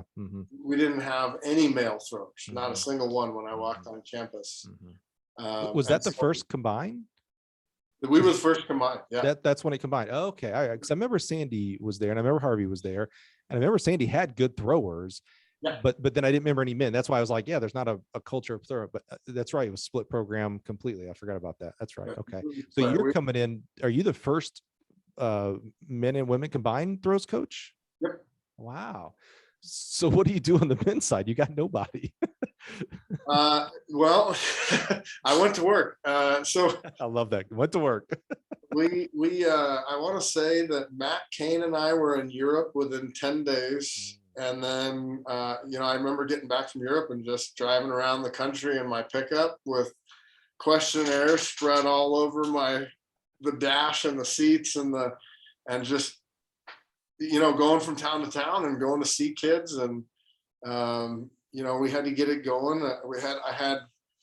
Dan had given me a certain amount of money or an estimated amount of money. And I had to figure out how to put an entire team together on basically 2 scholarships, and we figured it out, and we just went after it. And it was, I will say this, that first year at Alabama was crazy. We did things in recruiting that I don't know that any staff has ever done before. I can't remember if it's you, Matt, or Dan told me this. I think it was Dan at Crossplex.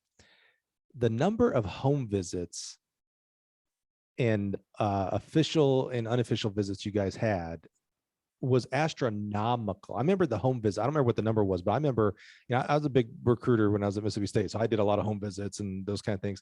I remember him telling me like the combined number of home visits. And I was like, Dan, that's not possible. And he's like, oh yeah. Over 200. Yeah. Like 230 something home visits. Wow. And I want to say we had 150-ish official visitors. Yeah. And we signed 50 something in that first huge class, huge quality class. You didn't, and Dan wouldn't have let you anyway, but there wasn't going out and getting 50 kids to fill up a roster. It was, what are 50 kids that are scoring the SECs and push us towards nationals? Yeah. How did you balance? I mean, because that, I was at Mississippi State. If I wasn't at a track meet for the weekend, I was at a home visit, but I was single. how did you specifically handle that much recruiting? And you're married, you have a family, We had a daughter at that point too. and you got a family. Right. Yeah. How did you, I'm going to say balance, but I'm not sure you can balance with that many home visits. Yeah, I don't know that we had great balance during that period. I think that was a struggle, I think for all of us. It was just, but I think our wives were understanding of the fact that it was new and that it was where we were coming from and what we had to overcome to get the program where we wanted it. And so it was, they put up with us during that time. Yeah. It was temporary one way or the other, right? Like you were either going to be successful with those and have the number of athletes now, so less athletes would be coming in year after year, call it, so less home visits, etc., or you were going to be unsuccessful and you'd be fired. So one way or the other, it was temporary. Exactly. Exactly. Oh man. So only because we've been doing this at every stop. So who were some of the great athletes that made your career here at Alabama? Oh, I don't know. I mean, I think probably initially, Did you have a really good hammer thrower, if I remember right? I thought there was yeah, a, good hammer throwers. I think I probably got a Coach of the Year award off of a walk-on kid that it was pretty good, and ended up winning the SEC. And nice. that was actually from a tryout in year one. That he was a 99-foot high school discus thrower and a 38-foot high school shot putter, and we needed bodies Right. to fill the roster, and so he ended up being all right. I think I remember Dan telling me that too, because I was like, oh, that's what the state of the program was. Like Alabama's not supposed to have tryouts. Sorry, you're just not supposed to. And you had to. Yeah. Because I think he said he got 2 like sprinters for the 4x1 team or something through that as well. Because he just body. I think Matt told me that. It just needed bodies, man. Yeah. We just needed bodies. I think we had 17 men and 5 of them were hurt. And you got to field 14. Like it's just numbers game. So yeah, and I think we had intended to eliminate most of those people at the end of the year, but that kid just by the end of the year, I thought he showed me something we could do, and we just kept going, and he ended up being pretty good. But I had I had the string of discus throwers there that were pretty good. Hayden Reed was NCAA and US champion, and we had Daniel Haw and Cord Ferguson and Joe Williams, and we had the foursome that qualified to nationals, all 4 of them. I think that's the only time anybody's ever had 4 in the same event. But just it was a good group. We just built it, and the culture of that group was just incredible. It was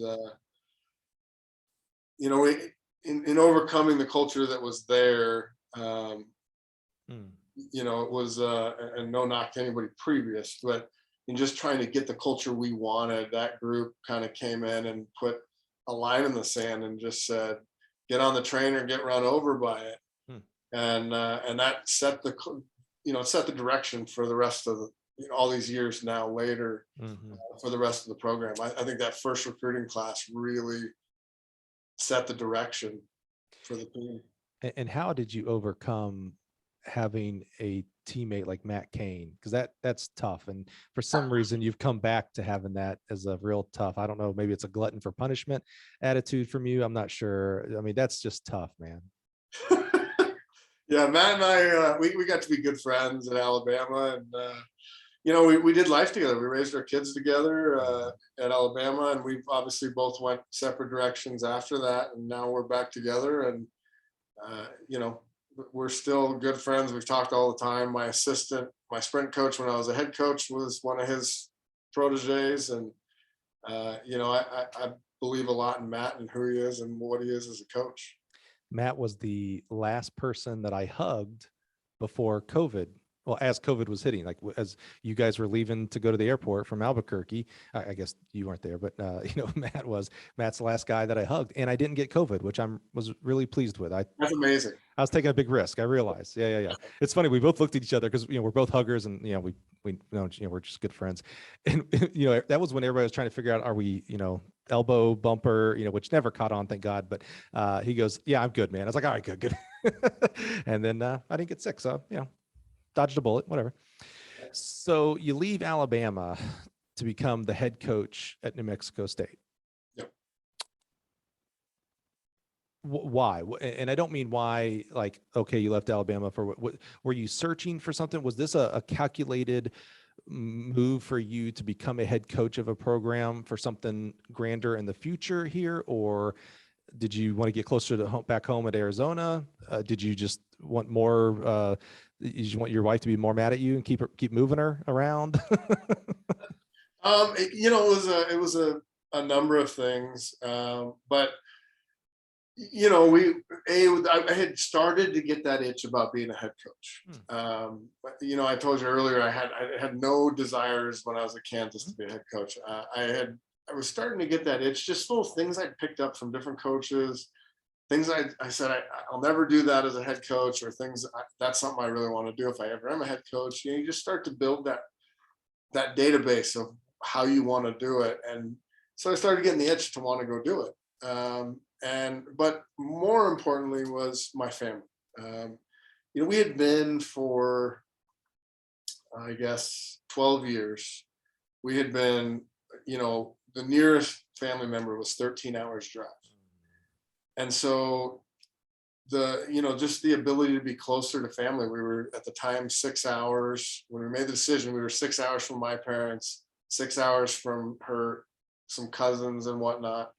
And it was just a good location and a good opportunity. And as it unfolded, I was interested in the kind of the challenge of what New Mexico State was and what it was going to take to make them something. You said you learned little bits and pieces from, you get some amazing leaders in front of you here with, Stan Lee, and even go back to your undergrad days there at Arizona, but Don Weber, Dan, who is a product of the Pat Henry tree in that regards, right? Very organized. I'm pretty sure you get a couple of binders this thick that have your P break scheduled out. He's a planner. I don't know if you know that about him. He's a planner. Oh yeah. Yeah. Oh yeah. No, first time I went into the office, Matt shows me the binder, and I was like, oh yeah. When I was at Mississippi State, they gave me the whole rules and regs. He goes, oh no, this isn't from the university. He goes, this is Alabama track. And I was like, yes. Oh my God. But I love that. I'd rather have that type of organization than the extreme opposite, to be real honest with you. No shooting from the hip here, man. We're running a business essentially here as a program, right? But so you learned a lot, and things that you'd maybe do different, things you would emulate and amplify. So you take over as the head coach at New Mexico State. My favorite question for anybody when they get their first head coaching job was, were you ready? Yes and no. Yeah. It's always no. I felt like I was prepared. I don't think any head coach, when they step into a new environment, really knows what you're getting into. Because so much of being successful as a head coach is navigating the environment, understanding. You can look from the outside, but without really, first off, understanding what the administration's target goal for you is, right? And then understanding how to navigate that with the resources and what the things at your disposal. Everybody can say, I'll come in and sign and recruit X people, and I'll go do this and get that, and you don't really know what you can do until you're there. And so that was my first question was to them, was in the interview process, was what type of team do you want to be? Because you need to understand what the WAC at that time was and how non-conducive it was to win the WAC to be a national team. And so, and the way you needed to go about structuring the team. What is your goal? If you want me to go be a national team, I'll go camp out in Europe and, we'll get it done, but we won't win the WAC. Right. And if you want to win the WAC, I got to have 1,000 jackknives, or 1,000 Swiss Army knives. It's a different type of recruiting. It's a different type of team. And so, so I think understanding what resources you have at your disposal, how people in the region, how people nationally are going to respond to that school. Because I don't care how good a recruiter you are, the school plays a factor. Sure. And how do you tailor that into what you want to do with the program? So yeah, I would say I had a learning curve there, but then also, I think from a team management standpoint and from a coaching management, managing my assistant coaches, my director of operations, things along those lines, I think I was very well prepared, and in part because I had great mentors coming along the way in the process. I, Did any of these great mentors, specifically the ones you worked for, so the Stanleys, Dons, Dans, etc., did you, as an assistant, partake in any of their responsibilities? Meaning, were you ever given responsibilities for scheduling, any part of the budgeting, any part of the paperwork side, anything like that as an assistant? oh yeah, absolutely. Yeah. Okay. Oh yeah. I mean, at different places, I had done every aspect Yeah. of the process, so it was not unfamiliar to me. It just figuring out, how they do things at your school. Right. But that's, I mean, to me, that's huge, right? Like, we talk about as head coaches we talk about as coaches about developing our student athletes to become humans one day, right? To be, a professional, a banker, a doctor, a lawyer, whatever, I think we miss that on the head coaching. My experience has been on the head coaching side. We miss that with our assistant coaches, that, well, hey, I should help this person become the best coach they can be. So instead of just telling them, hey, go play in the sand, be a jumps coach, or, go to the ring and be a throws coach, like, I'm going to share these responsibilities with them. Like, hey, I'm just going to show you how I do scheduling. And then next year I want you to work on the indoor schedule. And then, to help your professional development. I'm not sure that gets done. My experience with talking with coaches around the country is that is not a commonplace. And I don't know if it's from just a lack of thought, could be just, I didn't think about it. The guy didn't ask, so I didn't do it. Right. Could it be part of fear? Like, oh, well, if I teach Doug these things, well, he's going to leave me. He's going to become a head coach. And, so there's fear of, like, he's a great coach. I want to keep him here. I don't know. It just doesn't seem like it's as commonplace as maybe it should be. Yeah, I would agree with you. And I think while we've done ourselves some justice in expanding and professionalizing the sport with the additions of operations people and things like that, you've really limited your assistant coach's understanding of, in a lot of ways, by taking roles that we used to have, back in the day, 20 years ago. We didn't have those positions. And so we were doing all that, just sharing it and splitting it up. Right. And now, or the head coach was just taking it all on themselves. Right. But most of the staffs I was in, we were, splitting and sharing it. And so you had that. And now we've gotten to the point where we have all of these, assistants, and I mean, heck, our staff here at Florida State is huge, and it's less than it used to be. So it's, I think everybody needs to learn all of the processes of what really goes on in running the enterprise of the team, rather than just being stuck in their one, coaching role and element. That's a good point, because we talk about, well, football coaches don't have to do it. It's like, okay, well, first of all, it doesn't matter what other sports do or don't. We need to be doing what's right for our sport and in our careers as professional coaches of track and field. Yeah.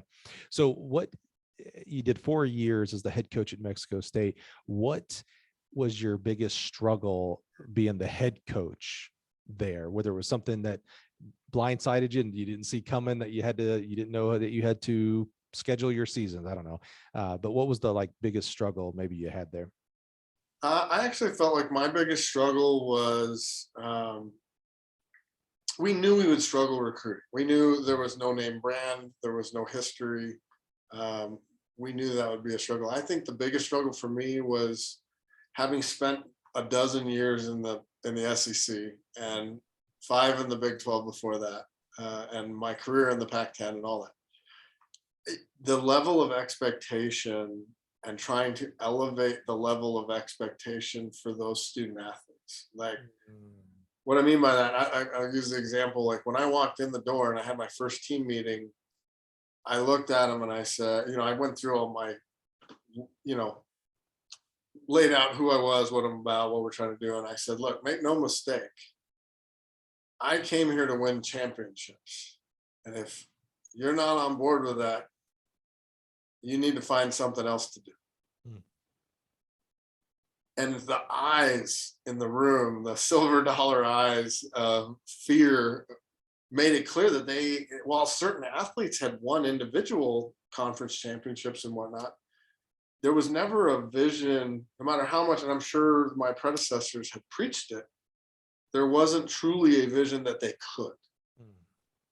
And so changing that culture from a culture of never thinking they could to thinking they could, hopefully we can, to we know we can, but we didn't, to we expect to win championships every time we step on the track. Does that make sense? Yeah, absolutely. And so building that process was probably the biggest struggle. How did you handle, you talked about those years, all through your career, you're an assistant coach. So your main responsibility is to, I'm going to simplify this I'm going to oversimplify this, is to be at the ring, is to coach. You need to put in 8 sessions because of the kids and their classes and their disciplines. Fine. You go out there at 10 o'clock, you leave at 6, whatever you got to do. Now you maybe not necessarily be able to do that because you also have to have office time in the sense of there's paperwork, there's things that you talked about, your administration has expectations and NCAA has expectations for paperwork. And we all know we get into coaching so we can do more paperwork.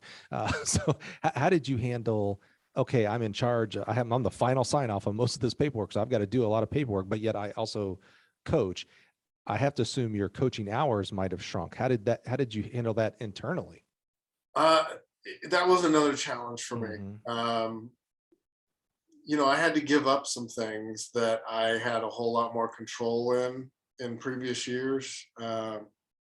Because it wasn't just the paperwork. I mean, when I got there, the track had cracks that you could lose a cell phone in, and I'm not joking. They were 1.5 inches wide and all the way through the asphalt into the dirt. Our offices, Coach Rath and I, who's now the head coach in New Mexico State, Joe and I laugh about it still, that when we first started, we were in a building off the end of campus that had been decommissioned to storage. And, for whatever reason in the transition, they had offices before, but in the transition, they had lost the offices they were supposed to get. So we were stuck out there. I went to work with fundraising and we got offices built, locker rooms. And now, just right as I left, we got the track redone. And so, I had somewhat of my own doing. I had, far more things than just the paperwork on my plate trying to get done. And so it was a challenge. My practice hours shortened. I wasn't in the weight room a lot. I certainly gave up control of the weight room. I still made them, I had to check off. I had to see the sheets before they went out and make sure I was comfortable with what was hitting the floor. But, I'm used to running my own show.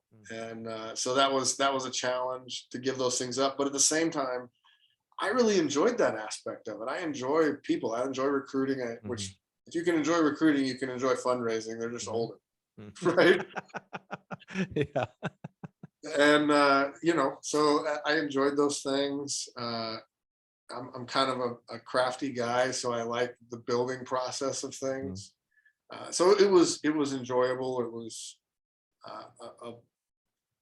I wouldn't trade it for the world. I enjoyed every minute of the 4 years, and but it definitely came at a sacrifice. I tell people, like, head coaching and assistant coaching, it's apples and oranges. It's not even the same job. And I think as assistant coaches, we get this mindset: I want to get the paycheck, and and that's great. and I want to have the power or whatever, but it isn't the same job. Mhm. And really, having been a head coach, I would tell you that my goal as a head coach was to empower my assistants the way Stanley empowered us, the way Don empowered us, the way Dan empowered us. Like, it was to, how do I become the most valuable resource for my assistants to become the best coach? Hmm. Uh, and so, that's another thing on your plate, you know. Yeah, I'm always impressed with head coaches who, in their discipline, are also successful in their coaching discipline. So, and I think of, we were talking about Pat earlier, and Dan and Dennis Shaver. I think of those three, head coaches who are very successful as a team, and their individual disciplines are also like, you think of Alabama right now, you think distance, that's Dan's bread and butter, right? You look at LSU, it's sprints and hurdles, that's Dennis's bread and butter. And I know all these guys have assistant coaches that are helping them as well with that. It's not them singularly. And Pat coaching sprinters, and again, as the head coach, and it's just always like, man, you're doing all these things you just mentioned there, Doug: the fundraising, the recruiting, the vision planning of facilities and locker rooms and things like that. And you're still finding the right amount of time to spend on that track to actually coach the kids for improvement. That's a juggling act of all juggling acts right there. I do remember feeling like at practice, I was looking at my watch for when was my next meeting, though. Right. Yeah. Yeah. Don't forget meetings. That's right. I mean, you're talking about there's the departmental meetings, there's meetings with your bosses, your administrators, compliance. I mean, it's literally overwhelming in some aspects. I mean, in regards to what you're trying to accomplish. Yeah. So, spoiler alert, you're at FSU now, back as an assistant coach. So, how did you know it was the right time to move on? So that was a family, again, a family decision. I would say up through Alabama, I was kind of chasing the money, and obviously it was good for the family, but we had some unfortunate things change in that circumstance that brought us to New Mexico. My parents had moved, my family had moved away, her cousins had died. There were some just traumatic things that it wasn't what we had hoped it would be. And it was while I was having this awesome experience, my wife was struggling to find community in the community. And so, I was involved in a couple of different job discussions this summer, and it was just interesting that Florida State, I think they were waiting. They knew I was in discussion with another job, and they called me the next morning and said, "Hey, we want to interview you for this job." And my wife is from a town 30 minutes from where Matt Cain's wife is from, and they've even after we've separated from Alabama, they've connected in the summers with our kids. And we just had this relationship, and I've known Bob for, I feel like, 20 plus years. Great guy. Yeah. Superhuman being. And so it was about finding a place where we really enjoyed the South when we were in Tuscaloosa, and it has that culture of family. It has the culture of community, that takes a village mindset, that isn't necessarily as prevalent in the West. Okay. And so that was really attractive to us, is to get back to a Power 5 school, with all the changes that are going on, financially, politically and financially. I worry that for some of the small schools that they're going to get caught on the wrong side of a divide, and the rich are going to keep getting richer and the poor are going to keep getting poorer, and that chasm's only going to get bigger. And so, just with all of the summation of all of that with my family, it was the right time, the right place. I don't know that I have any, burning desire to ever go back to being a head coach. I'm not saying I wouldn't. Maybe I will, maybe I won't. Right now, it's about being in a place where my wife, my kids, everybody's happy, and that we're around people that we love and care about and have great relationships with. And, that's really what it's about for us, right? What was it like as you were driving east to Tallahassee? Your predecessor probably passed you on the highway heading to UNLV. I know Dorian well enough from working with him. Your hammer cage was thanks to Dorian and me. I take full credit with Dorian on that. But so Dorian, another super smart guy. I don't know his coaching style maybe as well as I knew yours a little bit, but I know he's is a well coached coach. So he was coached very well. He coached very well. What's it like stepping into a program, specifically the throws program, where maybe there isn't as much like, oh, I'm building from the ground up. It feels like you have a step or two already laid out for you, but because of what Dorian's work was there. Oh, of course. And Dorian's awesome. Dorian and I talked, obviously in the transition, and I've been where he's going, and I know, isn't that funny? Like I literally, as you were saying that, I was like, oh, hey, how interesting that he went west and he's now a head coach. Like, yeah, that's interesting. we're kind of Yeah, switching places. So, yeah, he's done a phenomenal job here. Obviously, trying to get a handle on exactly how he did things and trying to transition my own, kind of put my own stamp on it. And then, but, I never want to take away from anything that's ever been done prior. Like right. Dorian is an excellent coach. And so really it's been trying to get a handle on and an understanding of how he did things so that I can benefit these kids. On top of that, how can I add to it? Without throwing the baby out with the bathwater.